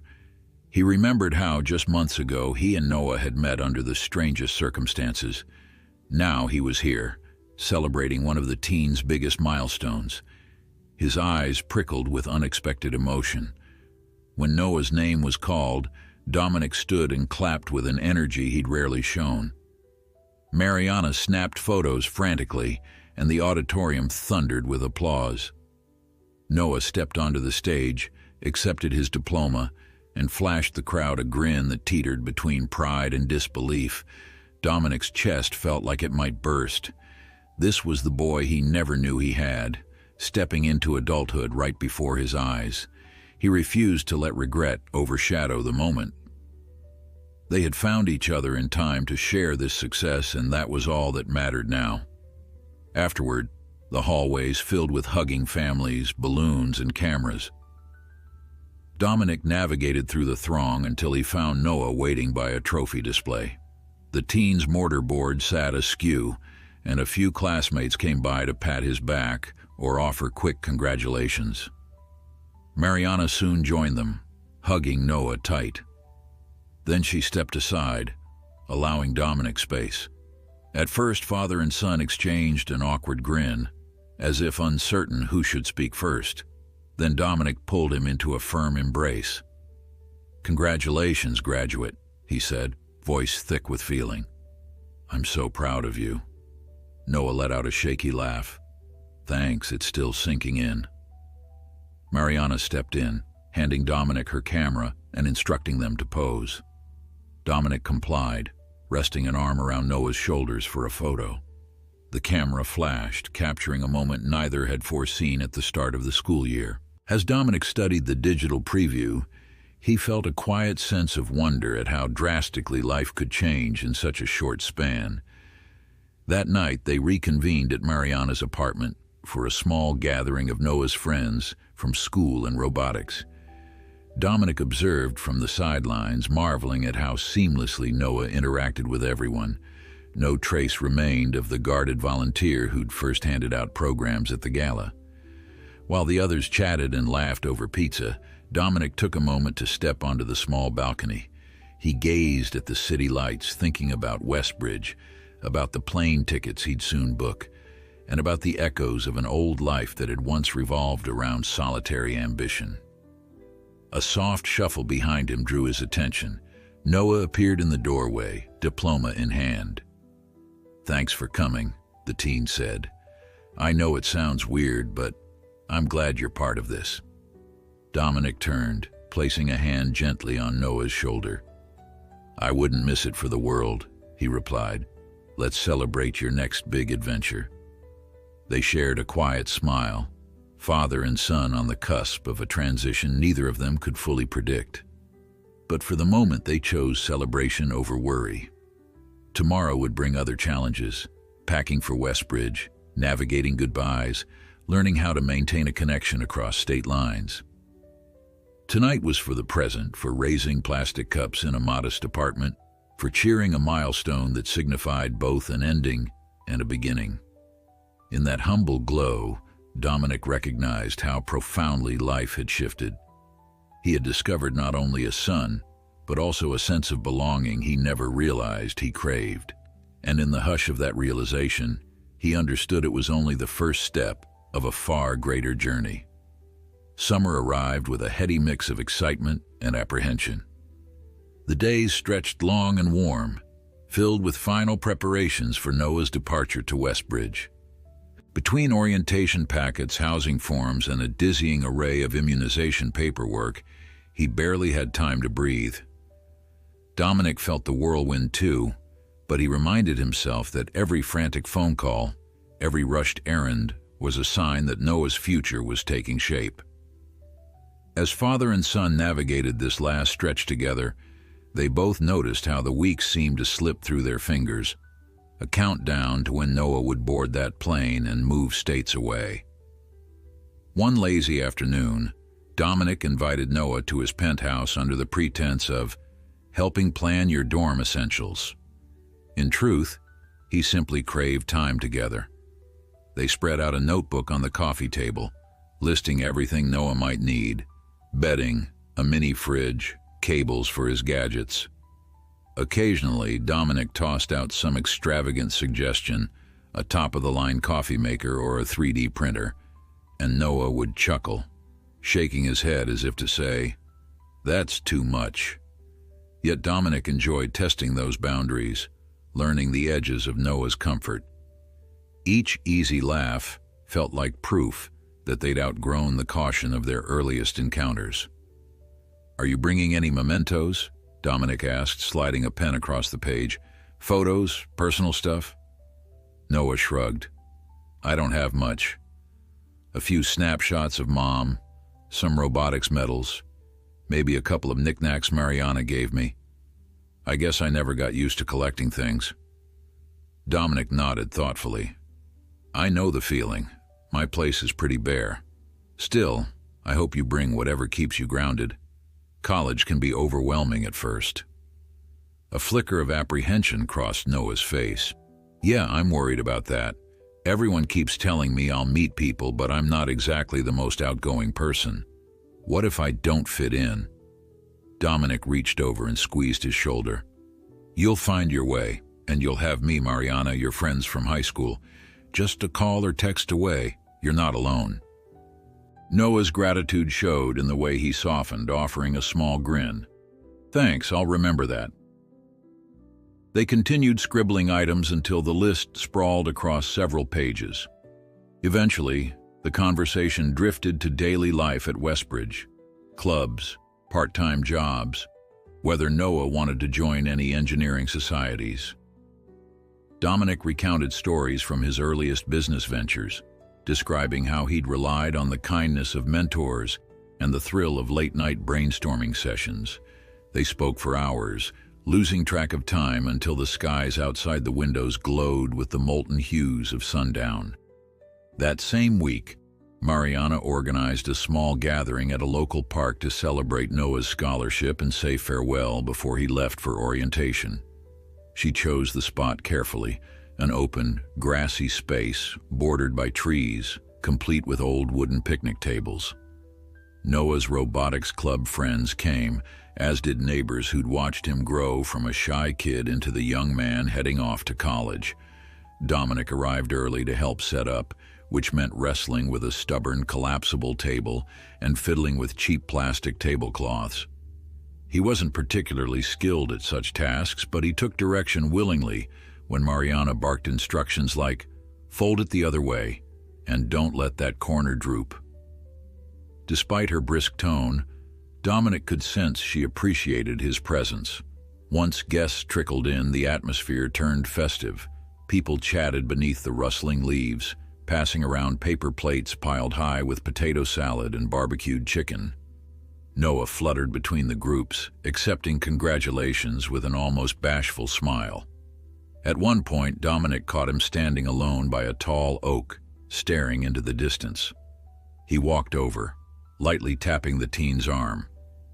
"You okay?" Dominic asked, noticing the tension in Noah's posture. Noah exhaled. "Yeah, just hitting me that I'm leaving soon. I'm excited but a little sad too. This is my home, even if it's never been perfect." Dominic followed his gaze across the park, where a couple of kids chased each other, squealing with glee. "Change can hurt, even when it's good change," he said quietly. "It's natural.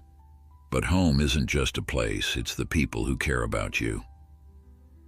A small, thoughtful nod was Noah's reply. Then he blinked, an emotion flickering in his eyes that Dominic couldn't quite parse. "I'm glad you're here," he said softly. "I know I keep saying that, but I mean it." They returned to the main table, where Mariana was distributing slices of cake with the words, "Good luck, Noah," scrawled in bright icing. Amid the laughter and chatter, Dominic felt a pang of regret for all the earlier years he'd missed, yet gratitude overshadowed it, a quiet acceptance that they were forging new memories now.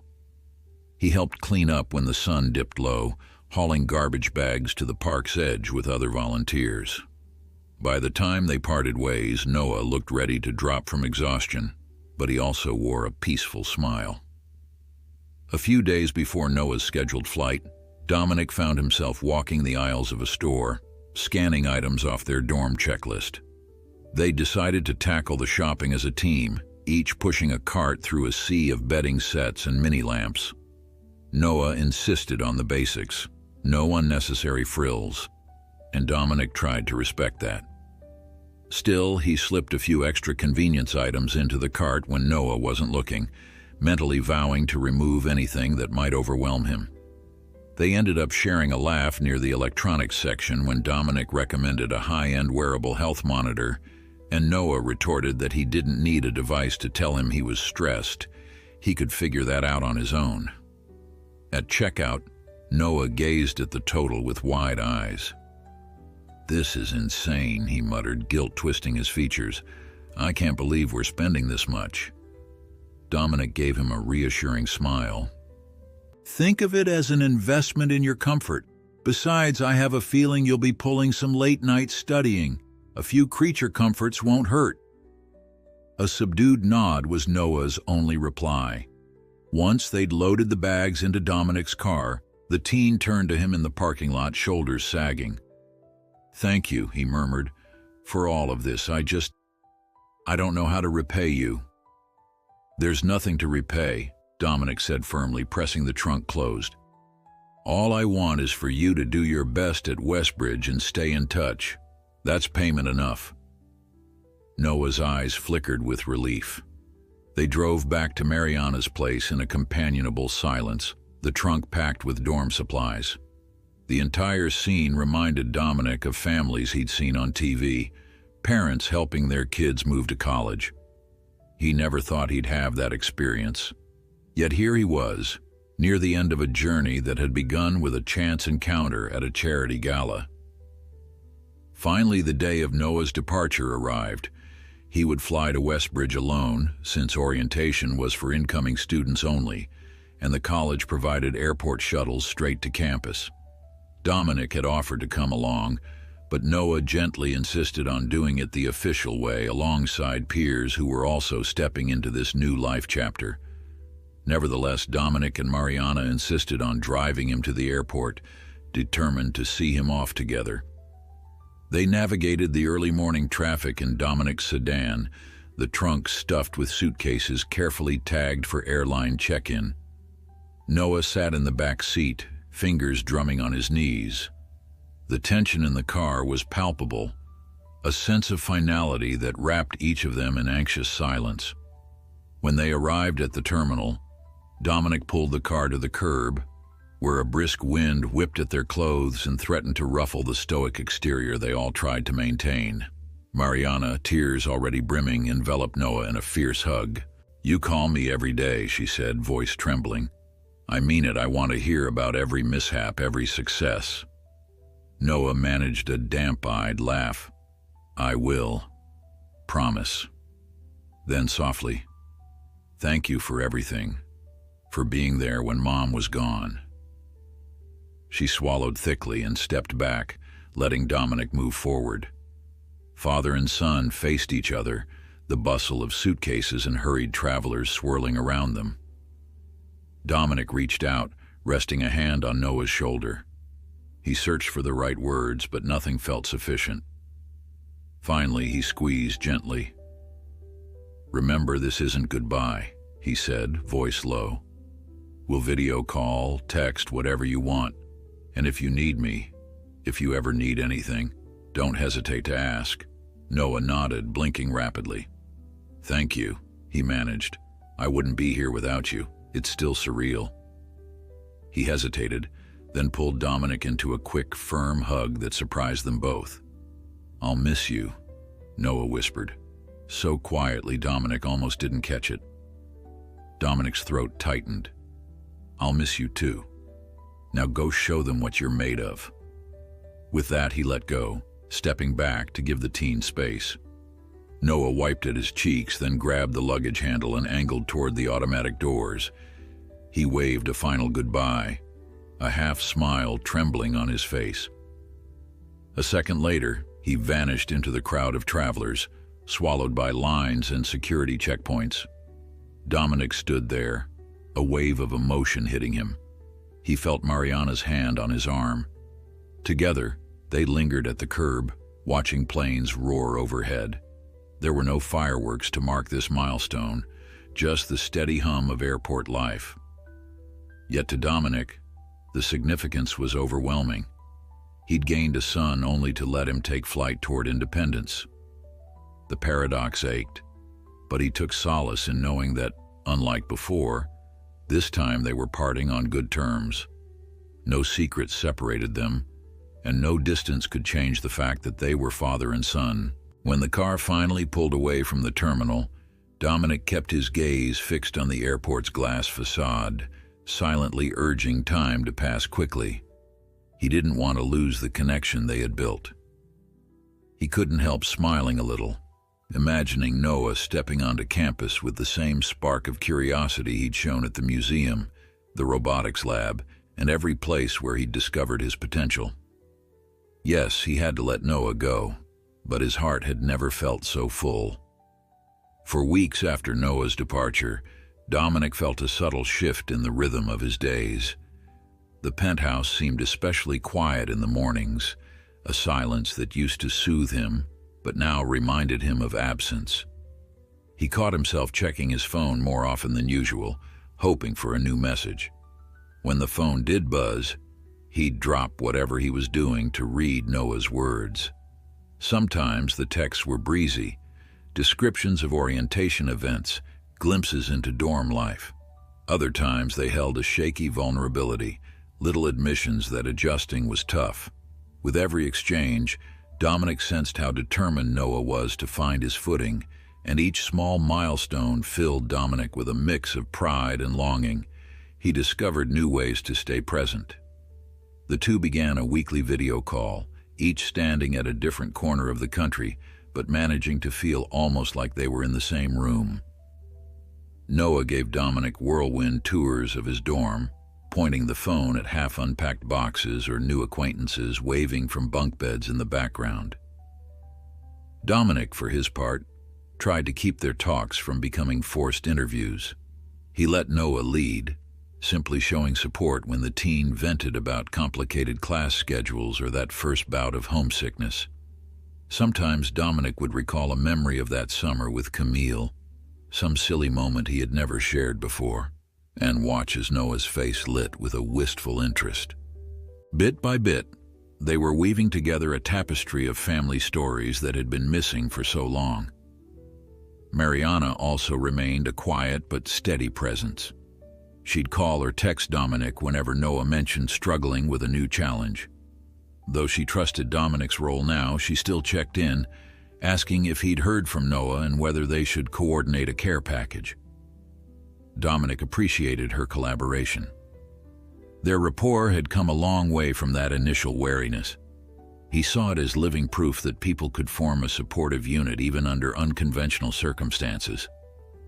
Whenever he thanked her for everything she'd done, she'd shrug and say, "We're all just looking out for him." And Dominic's respect for her deepened each time. One Saturday afternoon, a month into the semester, Dominic finally hopped on a flight for a short visit to Westbridge. He'd wanted to give Noah space to settle, but the itch to see his son in person had grown too strong. He arranged to stay at a nearby hotel rather than intrude upon the dorm, telling Noah he'd only swing by if the teen's schedule allowed. If Noah was too busy, Dominic would keep his distance. He remembered his own early days of forging an identity, wanting to do things on his own terms. He was determined not to smother Noah. When Dominic arrived on campus, crisp autumn air greeted him. The tree-lined walkways glowed with leaves in shades of orange and red, a vivid backdrop for the brick buildings scattered throughout. Students ambled along, clutching books or laughing in clusters.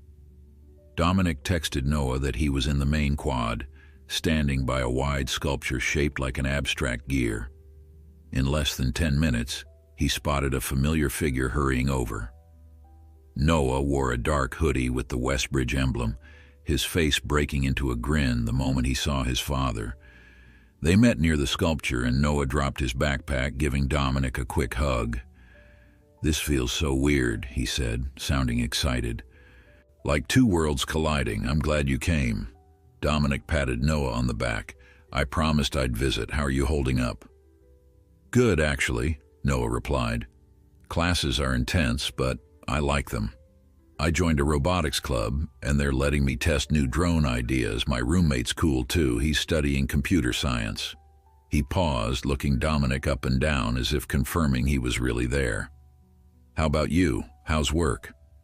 "Busy as ever," Dominic admitted, "but manageable. I've been funneling more of my time into community outreach, actually. Meeting you at that charity event opened my eyes to how mentorship changes lives." Noah smiled, pride glinting in his eyes. "That's awesome. Maybe you'll inspire another unsuspecting teen out there." They walked across campus, an impromptu tour of the buildings that dominated Noah's daily life. Dominic couldn't help smiling as his son pointed out his lecture hall or the lab where he spent late nights refining drone code. The teen's enthusiasm bubbled in each anecdote, revealing a newfound comfort. Dominic recalled how hesitant he'd once been, unsure if Noah even wanted him around. Now the boy was guiding him down these sidewalks with confident strides, eager to share the details of his new world. After a while, Noah led Dominic to the student commons, a bustling space filled with couches and a small cafe. They found a corner table, each ordering coffee. Noah explained that he had a computer science assignment due soon, but he wanted to spend at least a few hours catching up. Dominic assured him he wouldn't overstay his welcome. He kept the questions gentle, letting Noah volunteer what he wanted to share. The teen eventually admitted he'd struggled with a tough math exam his first week. But he'd sought help from the tutoring center, and now he felt more secure. Dominic felt a wave of admiration for his perseverance. When the topic turned to robotics, Noah's eyes lit up even more. "We have this intercollegiate competition next semester," he said. "It's huge, with schools from all over. We're building a drone that can navigate a tricky obstacle course under timed conditions. I'm learning a ton about onboard processors. It's insane how advanced some of these designs are." Dominic grinned at his excitement. "That sounds right up your alley. If you need extra parts or funding..." Noah held up a hand, though kindly. "Maybe some minor help if the club's budget is tight, but I don't want you to throw money at everything. We're supposed to figure these problems out ourselves." "I respect that," Dominic replied. "But you know I'm here if you get stuck." They chatted until the late afternoon sun dipped below the campus rooftops. Students passing by cast curious glances at Dominic, perhaps guessing he was a relative or a visiting lecturer. Noah hardly seemed to notice them, too absorbed in telling Dominic about the new programming languages he'd discovered. Eventually, the teen glanced at his watch. "I've got a study group in an hour," he admitted, some regret in his tone. "Wish I could hang out longer." Dominic nodded, knowing the rhythm of college life waited for no one. "I'm grateful for the time we had. Want me to walk you back to your dorm before I head to my hotel?" "Sure," Noah said, gathering his bag. They left the commons, strolling past rows of trees whose leaves glowed under lampposts. A gentle hush settled between them. Dominic sensed a mix of pride and longing. He saw how much Noah was flourishing, yet it reminded him that the teen was forging a life independent of the father who had arrived too late. Still, every conversation, every text proved that their bond didn't vanish just because they were miles apart. Reaching the dorm building, Dominic paused outside. A small group of students shuffled past, laughing, arms full of textbooks and takeaway food. Noah turned, hugging him again, more openly this time. "Thanks for coming," the teen said, voice muffled against Dominic's shoulder. "For everything, really. I never imagined I'd have a father who cares this much." Dominic swallowed the knot in his throat. "It's my privilege, not a burden," he murmured. "I'll always be around." They parted with a final wave, and Dominic watched Noah disappear into the lobby. The automatic doors slid shut, leaving Dominic outside in the cooling twilight. A pang of emptiness touched him, but it was gentler than before. This time he understood that letting Noah pursue his own path was an act of love, not loss. They were building a connection that could endure distance and time. Back at his hotel, Dominic settled into a chair by the window. City lights flickered outside, nowhere near as tall or bright as those back home, but quietly reassuring all the same. He reflected on how drastically life had changed in such a short period. Months ago, Noah Sullivan had been a stranger at a charity event, a boy who wore an expression of wary detachment. Now he was a young man with dreams in robotics and a heart full of untapped potential. And Dominic, once obsessed with business triumphs, found his greatest fulfillment in being there for his son. He stayed another day, long enough to share breakfast with Noah before the teen dashed off to class. Standing on the campus paths one last time, Dominic realized he'd never felt more certain of his role in someone else's life. He might not have raised Noah from birth, might not have taught him how to walk or talk, but in these precious months, they had forged a bond stronger than fear or regret. Dominic left Westbridge with a promise to return soon, each step lighter than the one before. When the plane lifted off that evening, a tranquil sense of acceptance settled over him. He'd spent years chasing success, building an empire of status and wealth, yet no acquisition, no corporate victory had ever tasted as sweet as hearing Noah say, "I'm glad you're here." Dominic glanced out the window at the darkening sky, remembering how he once believed fatherhood was beyond his reach. but now he carried it in his chest like a radiant secret, certain that whatever challenges came next, they could face them together. And in that quiet certainty, he recognized that sometimes the greatest gifts arrive unexpectedly, turning life upside down in the most beautiful way.